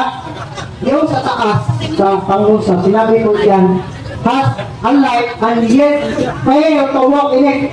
Yung ano tayo, yung nabigo na isa buhay yung liwanag ni Kristo. Ang tanong ko po, tama po ba yan o mali? Ang buong nakasulat, tama talaga. Na ang Seventh-day Adventist na may malaking liwanag, tatapon sa inferno. Ang tanong, sunod bro. Ako naman, hindi naman ko totoo kasi may mga kritis pa naman na hindi na naglalakad sa liwanag. Anong dito? Mayroong dito bro. Hintayin mo na natin. Ang objection ko, dahil hindi yung komentaryo mo na yun. No, very question. Very quickly bro. Sabi ko, tama naman din na may mga Adventist na wala na sa liwanag, na hindi na naglalakad. Talagang ibubulit sa no? Ang tanong, nakapala mo. Tama na mo.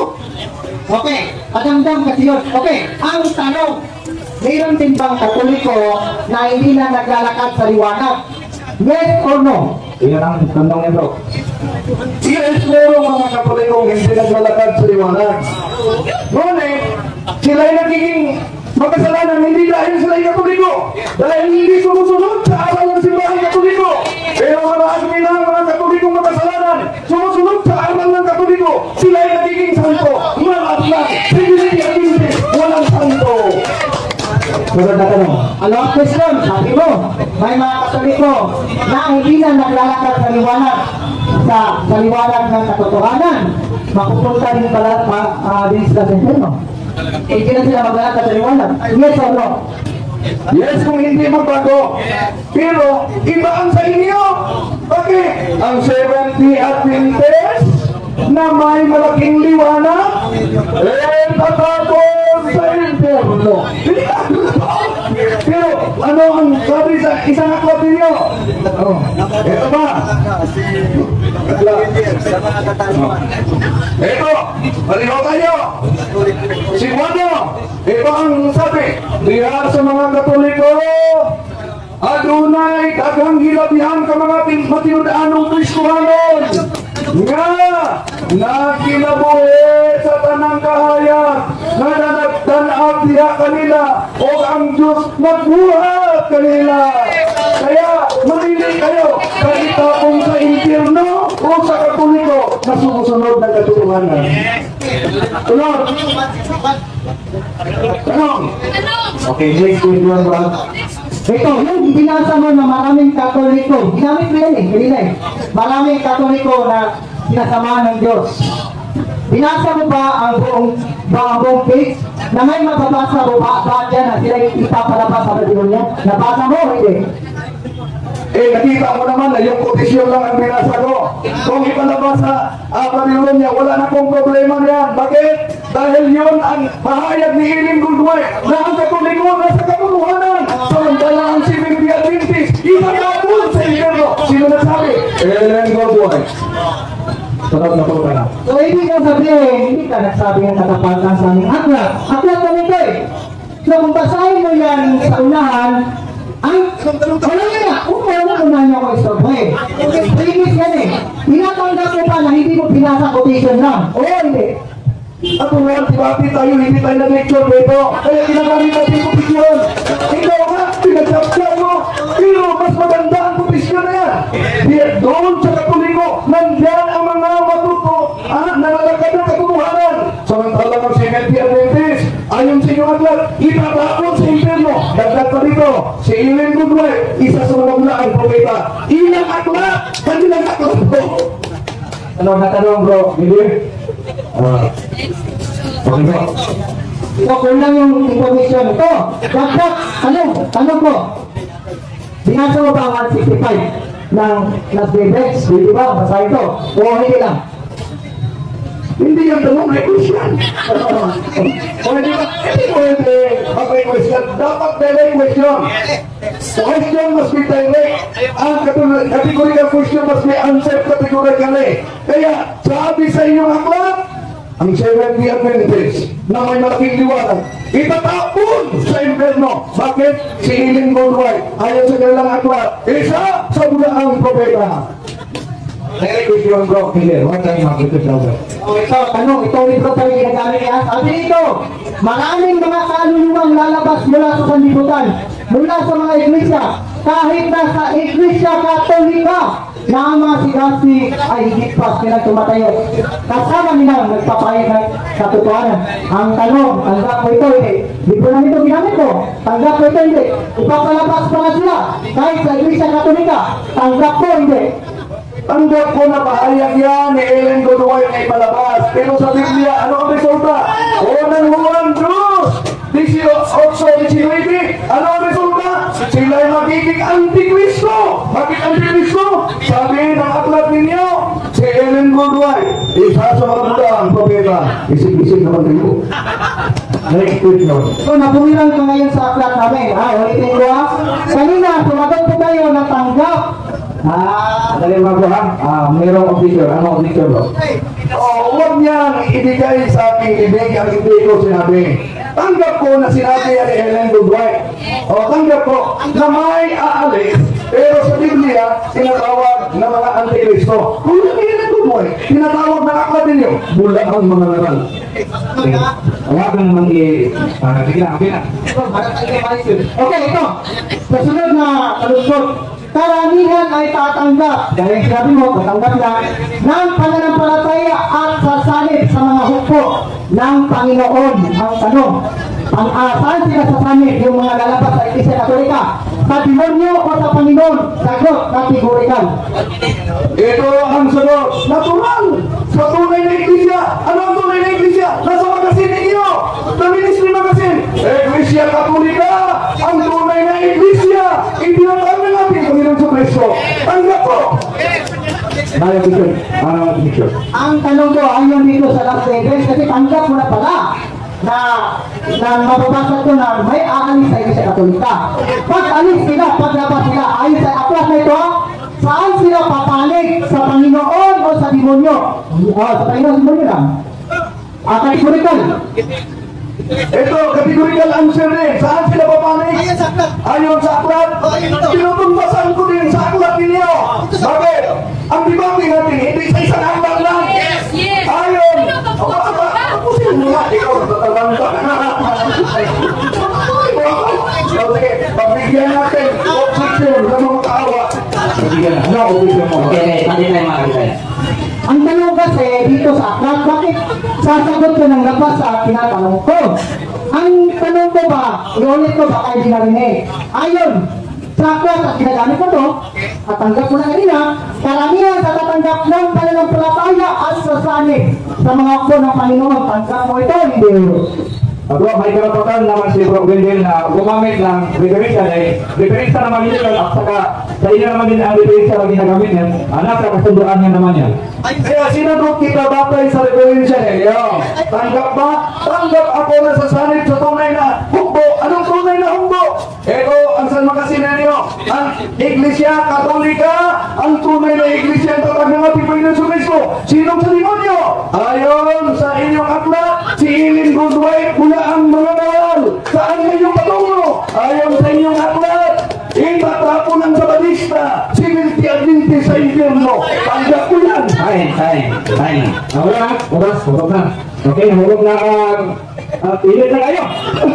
Okay, maghanap ko muna. Bawala sa script. Kaya ang ato mga... Okay, pangulay sa unang... Ano mo ba? Musulot ka ron, 5 minutes na daw, bro. Closing statement. Una ang negative. Okay, ato sa papahulayong pa sila. Wala na close examination sa mga na. 5 minutes ang final statement, ang magulang o negative side. Musunod ang affirmative side. Gawin, handa lang ka sa 5 minutes. 5 minutes lang. 5 minutes, okay. Sige, 5 minutes na lang. Okay mga kapatid. Ito ang talakayan namin ngayon na pagaganda. Ngunit mismo ang kanilang mga aklat nagpupuking sa kanila. Okay. Ito ang pahayag sa kanilang pastor, Seventh Adventist. Baka sabi kasi ng mga Seventh Adventist, yung dala kong aklat na si Ellen Godoy ay mula ang propeta, hindi sa kanila. Iparinig ko muna, ha? Ito. Sa Sibano itong pagkasabi, itag na kininaso sa kasayuran ng isyong bahay sa tangna sa nahimong labing ako mapagsuta alat kanila sa katapusan mga anak o magula ang danggang mga bakangkon ng mga anak false prophets o mga pasanaan sa kanilang 24:11 alang sa dugang mga pagpasanto ihatag sa Diyos tingin ng mga pulong na tukanguan na hindi ko dili ninyo tuuhan ang tanang espiritu. Ang pansulay ninyo ang mga espiritu kung iya bakini sa Diyos ay nagkang bakakon na mananangna namang manunga sa libutan pamuwan pagkuno. Inoon lapid na si Ellen White. Alright, i-translate natin sa Tagalog na inulan nito ni Kristo Jesus sa alaman tungkol sa bagay ito sa kanyang hula na pagsabi dito ay isa sa pinakamalaking dapat alamin na sa huling mga araw magsilabas ang mga bulaang mga propeta at kanilang ginangin ang karamihan. Matulad 24:11 para sa karagdagan ng pagpapakunawa o pagpapaintindi binigay ng Diyos sa kay Juan ang nasalitang ito na hindi ko na iniigit. Huwag ninyong paniwalaan ang lahat ng espiritu, kundi subukin ninyo ang mga espiritu. Ito ba ay sa Diyos? Sapagkat maraming mga bulaang mga propeta na magsipanglabas sa libutan ito unon patrono. Kalakit na nangyari sa Illinois. Pastor ng Seventh Adventist yan. Binasa nila ang aklat nito. Sino daw? Galakit na sa bulaang propeta si Ellen Godoy. Delikado yan. Kaya, inintay ko kung natanong siya sa aklat na ito. Biniwasan niya. Mga kapatid, napansin niyo kanina gumagamit siya ng mga footnote o kaya gumagamit siya ng mga pahayag galing mismo sa protestante. Di na ko bias. Protestante gumagamit, anti-Catholic. Nakaisa kayo. Pero ang ginagamit ko dito, kanilang aklat mismo ang magasin. Seventh Adventist. Ayun. Pansinin ninyo mga mahal na kapatid. Sino ang karmal-domal? Tama naman na may history ng Inquisition, ngunit ang history ginamit nilang reverse history. Pagkatapos, ito ang dapat ninyong mag-isip na kayo. Bakit? Nakita ninyo sa mga aklat nila. Si Ellen Godoy, isa sa mga bulaang propeta. Ani pa kayo yan? Kaya, ikinakalat yung kabulaanan. Natanong na ako, kung ang Katoliko maraming pinatay. Pero kung ang Katoliko, kaya yan. Dapat ang Katoliko ay sampahan ng kaso na crime against humanity. Lahat ng mga sikpa, inatake ang Katoliko na maraming pinatay ng mga Kristiyano. Pero narinig nyo kanina, sinong si Adventist pinatay? Ni isa wala. Kaya mga kapatid, nasaksihan ninyo ngayon ang napakagandang talakayan. Nasabi niya, hindi na diba? Dayan pa lang, diba na. Aklat pa lang nila, diba na. Kaya mag-isip-isip ka na, kapatid. At sa lahat natin mga kapatid, hindi po natin layunin nasaktan ng damdamin ng ating mga kapatid. Sa iba yung pananampalataya. Pero may kasabihan tayo, ang kasinungalingan, pag ito'y palaging inulit-ulit, ay makukha na parang katotohanan, lalo na sa ating mga kapatid, kulang ang kaalaman. Okay, natapos na.